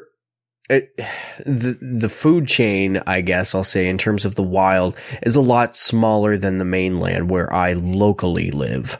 The biggest predator I think that we have to worry about is probably a coyote. Second you cross that bridge, you got to worry about like a 2,000-pound moose and hope that it doesn't cross the highway while you're driving 120, because that will kill somebody. But yeah, no, over here, the reason why I'm bringing up the ecosystem and the food chain is because the insects, the worst we have to worry about insect-wise. I mean, we do have some form of poisonous spiders here, I'm sure. I'm pretty confident we got black widows, we got ticks, we got all that kind of stuff that you don't really want to encounter, albeit it's probably not as bad as, I'll say, the mainland. But yes, we do have those types of flies. We call them horse flies around here. And they'll bite through everything, man. If you're wearing a jacket, they'll chew right through it. Like, you literally have to be wearing complete waterproof, rubberized fishing gear for them to not chew through it and give you a pinch. And that goes for the mosquitoes as well. Because we're an island surrounded by water, the mosquito population populates in shallow areas of water. It could be the shore, it could be a creek, a river, a pond, a puddle. Because we were surrounded by so much water, there's a lot of water on the island or the land as well. So you definitely have to worry about that. I have a head net that I put on over top of my fishing hat, just so that way I don't have to worry about it. I have my chest waders, so I'm good up to my chest that way. And then I usually wear some sort of gloves. I actually use nitrile gloves because I don't like the feeling of worms against my hands themselves. I don't know why. Okay. I'm weird. Call me out on it. Throw some salt. All you that's want. all right. I'll leave you alone. But yeah, so I figured it out by just throwing on nitrile gloves. But that's a plus as well when you're out in the woods and you're in the thick of it, because I mean they're trying to chew you alive, but they can't chew through the gloves. That's true. Yeah. 100% protected. Yeah, man. I went up to Maine to visit my son when he lived up there in July. And I think I had 5 different flies biting my ass. We had to go back in. It was terrible, man. There was no, and there was really no, off or deet or anything that really would piss them off enough to stay away from me. They were just incessant. I mean, know especially, yeah. Sorry, go ahead there. No. That was my finish. It's just, they're incessant, man. They just, it's like they haven't had blood all winter and they're just like, oh, let's get the blood. Yeah. Well, yeah. And if I'm going to spend the gas money with today's gas prices, I'm staying out there for the day. So hell yeah. Rain or shine, you're going out there. You better have everything you need. So I'm definitely prepared for that. But yeah, to answer the question, yes, we absolutely do. Now, if you go to the mainland, that's where the bigger and more scarier predators live. Even the squirrels are like massive compared to where I live. Okay. Okay. I think that was all of them for SweatySpookz. What do you think, Hazel? 1 or 2 each? What do you think? Probably just 1 more each. All right. Yeah. I'll do the one I talked about, and you want to pick one? I'll take us out. Yeah. Okay. So here we are. Okay, well, real quick. Arisen Phoenix, how many cups of sugar does it take to get to the moon? Hint, think a Goofy movie. Any answers? Any answers? Greatest Not off the top animated of my noggin. movie ever right there. What? Oh, Yeah. Hazel, here's the problem. It has ANIME in movie in the same sentence. Is this a kid's movie or something? Is this a Goofy movie? Is this a Disney film? Right. Disney film. It is, yes, but you can learn something from it. All right, I'm ready. Absolutely. I'm ready to absorb this knowledge. 3.5. 3.5. Why is that? Fuck if I know. Oh, okay. It's from the movie. All right, gotcha. Exactly. 3.5 cups of sugar. Okay, fair enough. There you go. I don't understand the answer, but that's okay. Okay, real quick here. Question from Rodimus Prime. Are you out of pens yet? Yes, we are. Thanks, Rodimus. Thanks a lot. Appreciate that, buddy. Yeah. Okay, I'm going to go with this one. So,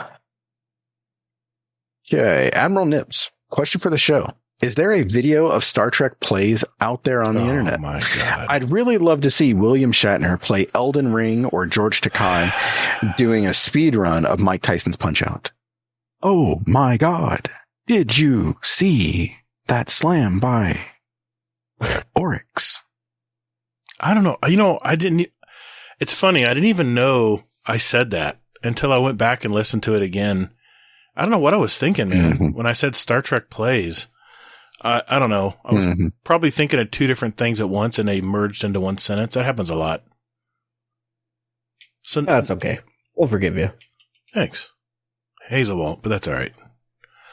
No, I judge him off of everything wrong. Yeah, he does. He does. As I told you on your show, SweatySpookz, I forget all kinds of stuff and he keeps me straight on it. So that's the agreement we have. Fun fact as well, Hazel. He's only said suck at Hazel once on the episode. I only said it once. Only said it once. That's right. And I said it under my breath, too. I didn't even say it loud. I got to get brownie points for that. Okay. I'm not through the episode just yet. Okay. So all right. I'm not to that point. Okay. All right. All good, brother. All good. Okay. I'll take us out with this one. This is from Running Red Lion. What does it mean to get toddled? Is it a one-time thing that will never go back from, like, starred in a live-action Transformers movie? Or is it a Destiny action that could have a stat tracker tied to it? Or for those of us with kids, does it have to do with getting through their stage between infancy and independent walking? If they are toddlers, when it stands to reason that we are the toddled. Inquiring minds want to know, but not necessarily have it in our search history. Truth. God, well-structured question. Man, he's definitely a wordsmith. I can see that. Okay. Here is the history of the Get Toddled. You can blame Hazel for this, by the way. What did I do? I mentioned in passing, I guess a couple years ago, that my sister calls me Toddles. It's just her loving way of calling me my name. My first name is Todd. She'll still say, see you later, Toddles. That's just the way my sister does stuff. Well, Hazel picked up on that. And since then, he has ended the show with what, Hazel? Get toddled. Exactly. So that is the history of Get Toddled. And yes, we are making a t-shirt. We're also going to... Fun fact. Yeah, go for it. Fun fact is that I don't think it was me. You that sure? came up with the Get Toddled. Was it Elmer Fudd? I think it was Easy. I think Easy said Get Toddled. Oh my God. I think Easy did. And then I liked it so much where I was just right. like, you know what? I'm going to go with it. You're right. He did say Get Toddled. I remember. I got to go back and listen to it now. God, I'm so old. Good question. Well, now I still think it should be a stat tracker. Stat tracker. Yeah, how many times Hazel says it? Yeah, I've got that soundbite, by the way. Get toddled. That's the quiet version. All right. Thanks for those questions, everybody. As usual, we do appreciate every question you throw our way. We don't mind answering them. It's just come on, Discord. You got to give us more than 50 pens. This is getting to be crap. I'm sorry. I'm a little irritated. Give us 100 pens. That way we can store more of them up. Anyway, thank you for those questions, everyone. If we didn't get to yours this week, don't worry. We got a community cast next week, so I have a feeling we're going to be asking a lot of questions next week. So keep throwing them our way. We'll just put a thumbs up next to them or whatever we got to do. All right, Mr. Elmer Fudd, take it away. Guardian Downcast. Guardian Downcast. Yeah, Guardian Downcast. This is an intro. Guardian Downcast. Guardian. Not copyright. Guardian Downcast. Thank you, Mr. Fudd. This is the final segment of our show. This is where we'd like to pick our songs for our award-winning. Yes, we're still award-winning. Guardian Downcast show playlist, just a sample of what the two of us and our guest here like to listen to. And we invite you to listen to it as well. Yeah, I'm pointing to you. Just search for Guardian Downcast show playlist on Spotify. We have the link also for iTunes for all you Apple users out there. I will post a special link if you want to follow along and see what we've added every week. We now have 979 songs, representing all of us and all our past guests, ever since we started this little shenanigan back in July of 2019. So, adding more to our list, Mr. SweatySpookz, what do you got for us tonight, man? 979, and I found two songs that weren't on that list. Wow. Well, congratulations, by the way. You found one. I had to tell you, we already had it. Yeah, no, that's fine, because I had a backup, and the backup is the one I actually wanted to use, but I thought that was already on the list, so I gave you the first one, and turns out it was a vice versa situation. However, coming back to my song picks, I'm going to go with Anima by Tool. Tool has been absolutely just one of my favorite bands of all time since I've ever discovered them, and it all starts with their drum patterns. If you like good live drums, I would challenge you to look up Danny Carey's Tool drum playing. It's amazing. Moving on, Nice. my second pick, I was going to pick a song by the Electric Light Orchestra called Mr. Blue Sky. However, that has already been taken. So I'm going to give you something else, which, in my opinion, probably about the same playing field as that song, which I know it's really hard to do. Mr. Blue Sky's pretty up there. But coming back to what I've come to discover is a Canadian band called Redbone.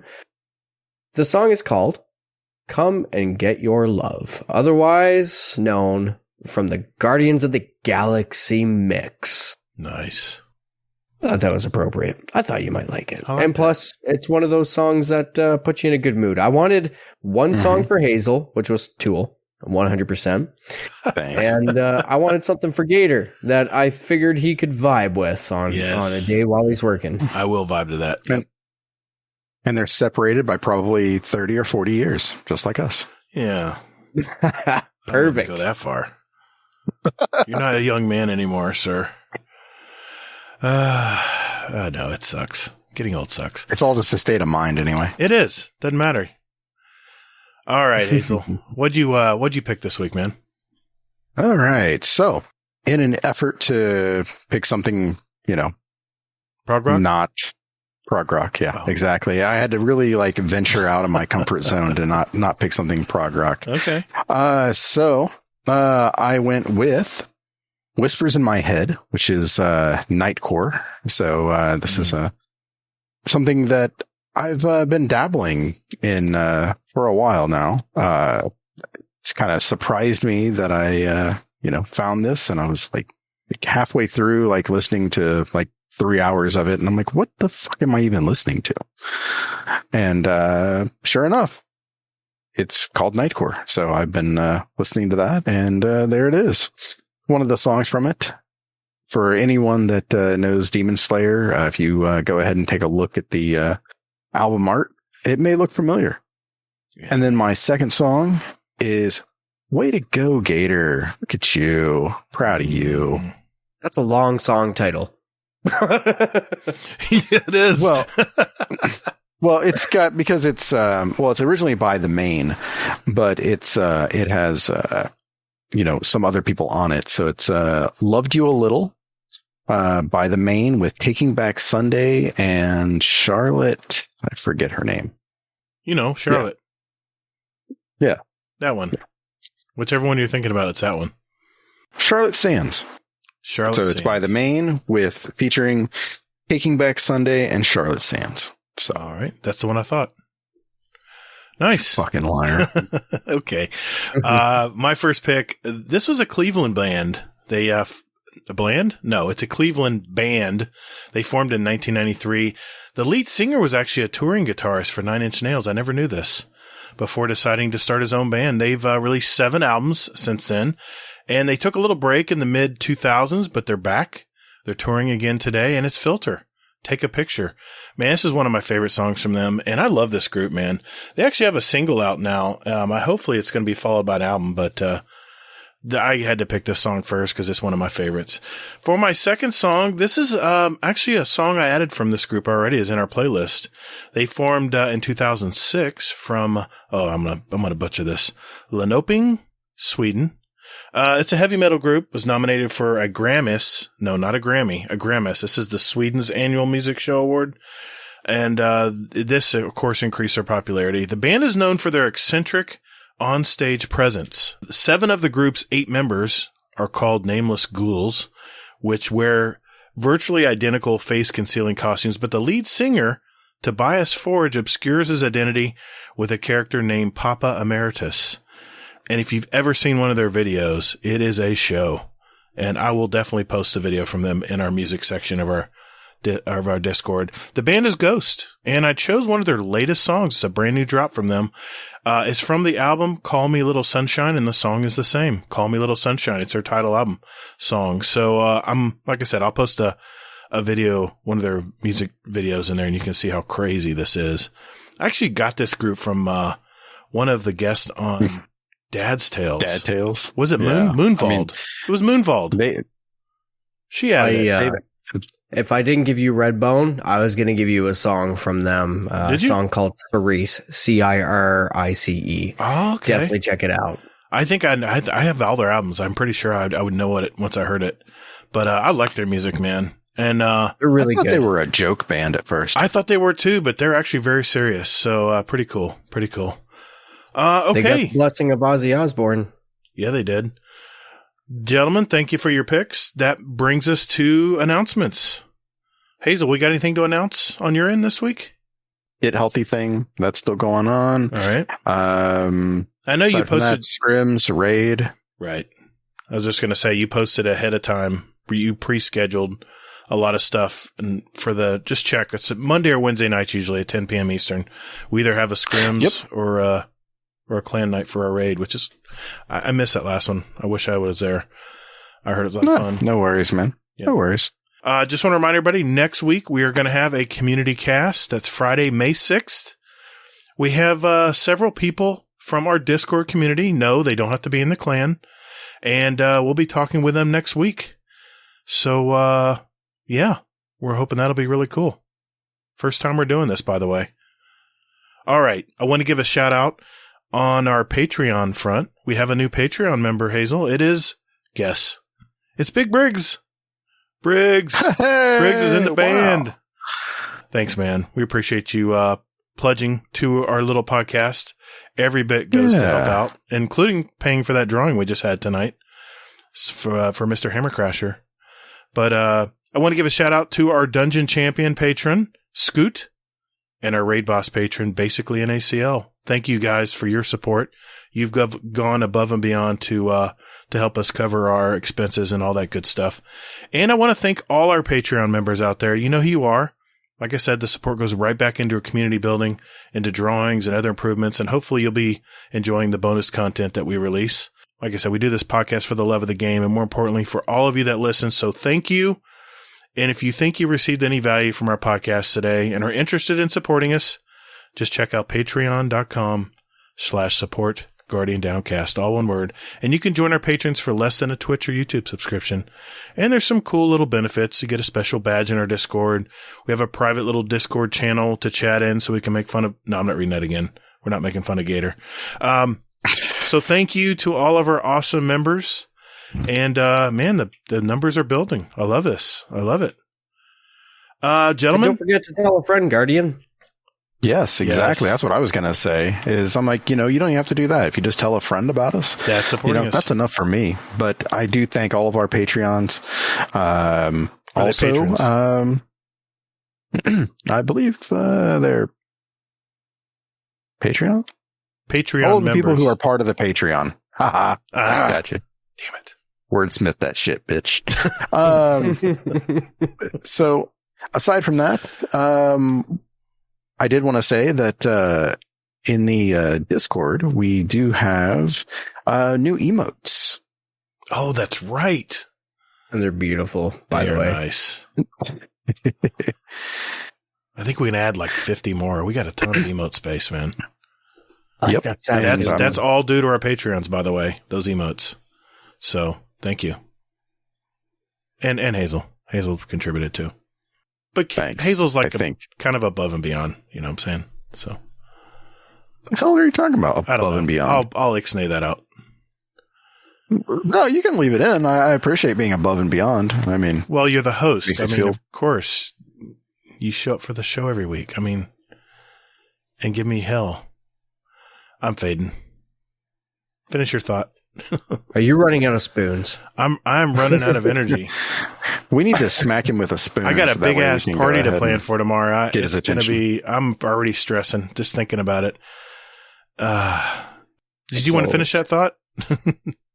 I don't even know what the hell I didn't know was at this point. Right. So it's okay. If it makes you feel better, I got to get up in 4 hours for work. Oh crap! Okay. No, don't feel bad at all. Don't feel bad. I'm more than happy to be here with you guys. Well, that's a good thing because that's a wrap, guys. Another That's a wrap, guys. Another episode in our collection. For our listeners out there who are just finding out about our podcast, there's 144 episodes out there with interviews from gamers all over our community. So if we're interested, take a look at those, especially if you're just finding out about us, like I said. And as Mr. SweatySpookz said, if you like what you hear, tell a fellow Destiny player about us. And Tell a Guardian. Tell a Guardian.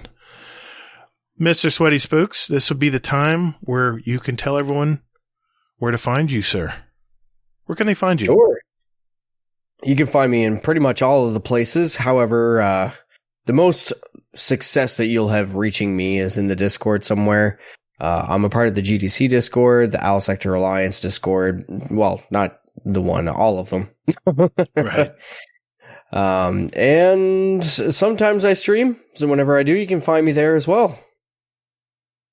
And don't you have like a podcast or something? Yes. Well, that kind of comes back to the Discord. So I run the Blueberry Lounge, which is a Destiny 2 podcast dedicated to Guardians. Like I said, there will be an invite link in the show notes if you happen to check it out. That'll bring you to my Discord for that podcast, and you can feel free to, connect with me there, leave any questions that you may have, etc. Yeah, so, we'll put it in our show notes as well, the link. Awesome. Yep. Good deal. Hazel, where can people find you, sir? Hazel NT, anywhere and everywhere, except for Twitch, where I am the Hazel NT. You can contact me via Twitter at Todd the Gatr. Remember, that's GATR. You can also find me on Steam and PS5. GATR, all caps, and don't forget those underscores. And I'm on YouTube as the same, where we actually post our episodes every week if you want to listen on YouTube, or you can just go to guardiandowncast.com for all the information. And as promised, we have a Scumdeath's Corner. What's up, Uncle Scumdeath? Hello, and welcome to Scumdeath's Corner. Yo! Guess what? Champione! Ole, ole, ole. Champione to the Parkway. Ole, ole, ole. Hey, guys, Google Plymouth Parkway. Championes. That's what we're talking about. Yes! We're going up. We're going up. We're going up. We're going up. Hey, boys, pasties, sausage rolls. Come on, halfway to the goal. Let's go. He needs to go to bed. Right, come on. Hey, hold on. Sorry, who are you? You are the Parkway U goalkeeper. Oh, that's your comments, my turn. You magic cat. And if you throw a frickin' to me, what the fuck about? He has to turn on the side, he has to turn around. And when we win the Summer League, we'll sing a song from it. Oh, that's your comments, my turn. Yeah. I love you all. Yeah, right, go back now, Harry. You need to save some goals tomorrow for the youth team. Fuck it up. Champione! Ole, ole. Love you all. I knew he was going to post that when he was putting out the pictures and stuff like that. I was like, yeah. I was like, we're getting a phone call. I can just tell. Yeah. I'm sorry the audio wasn't the best, but you could pretty much get the gist. They were pretty excited. They were celebrating their soccer win, I believe. Yeah, for the Plymouth win. Plymouth. Yeah, for Plymouth. Yeah, that's awesome. Hey, everyone, continue to be safe out there. More importantly, hey, take care of one another. The weight of the world was on your shoulders, and still you triumphed. Marvelous. Thank you all so very much for listening. And later, Guardian. What's that, Hazel? Get toddled. Appreciate you, Guardian. Stay safe out in the wild. Nice.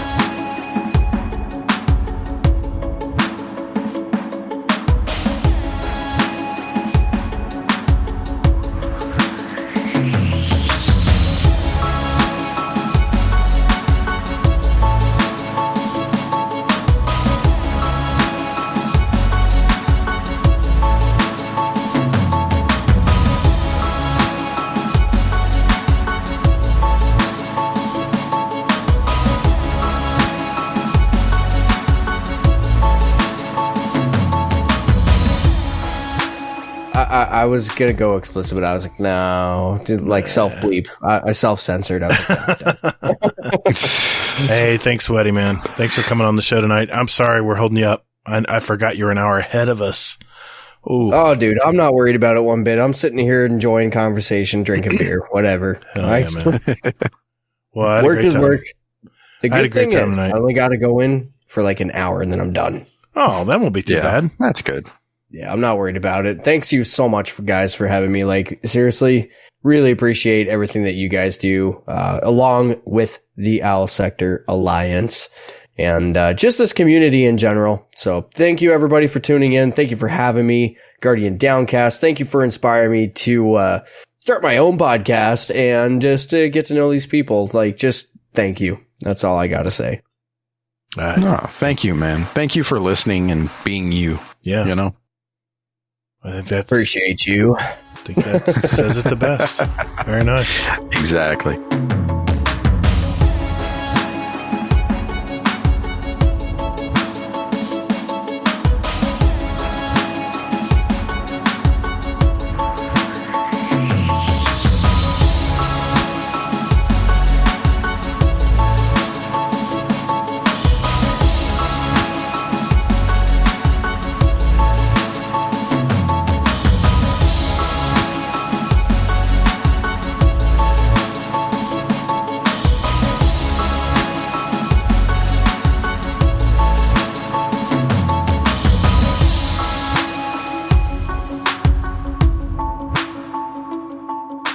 Welcome back to the show, lads. Where you've got yourself a couple of blokes sitting around the round table, sipping on a pint, discussing topics regarding Destiny.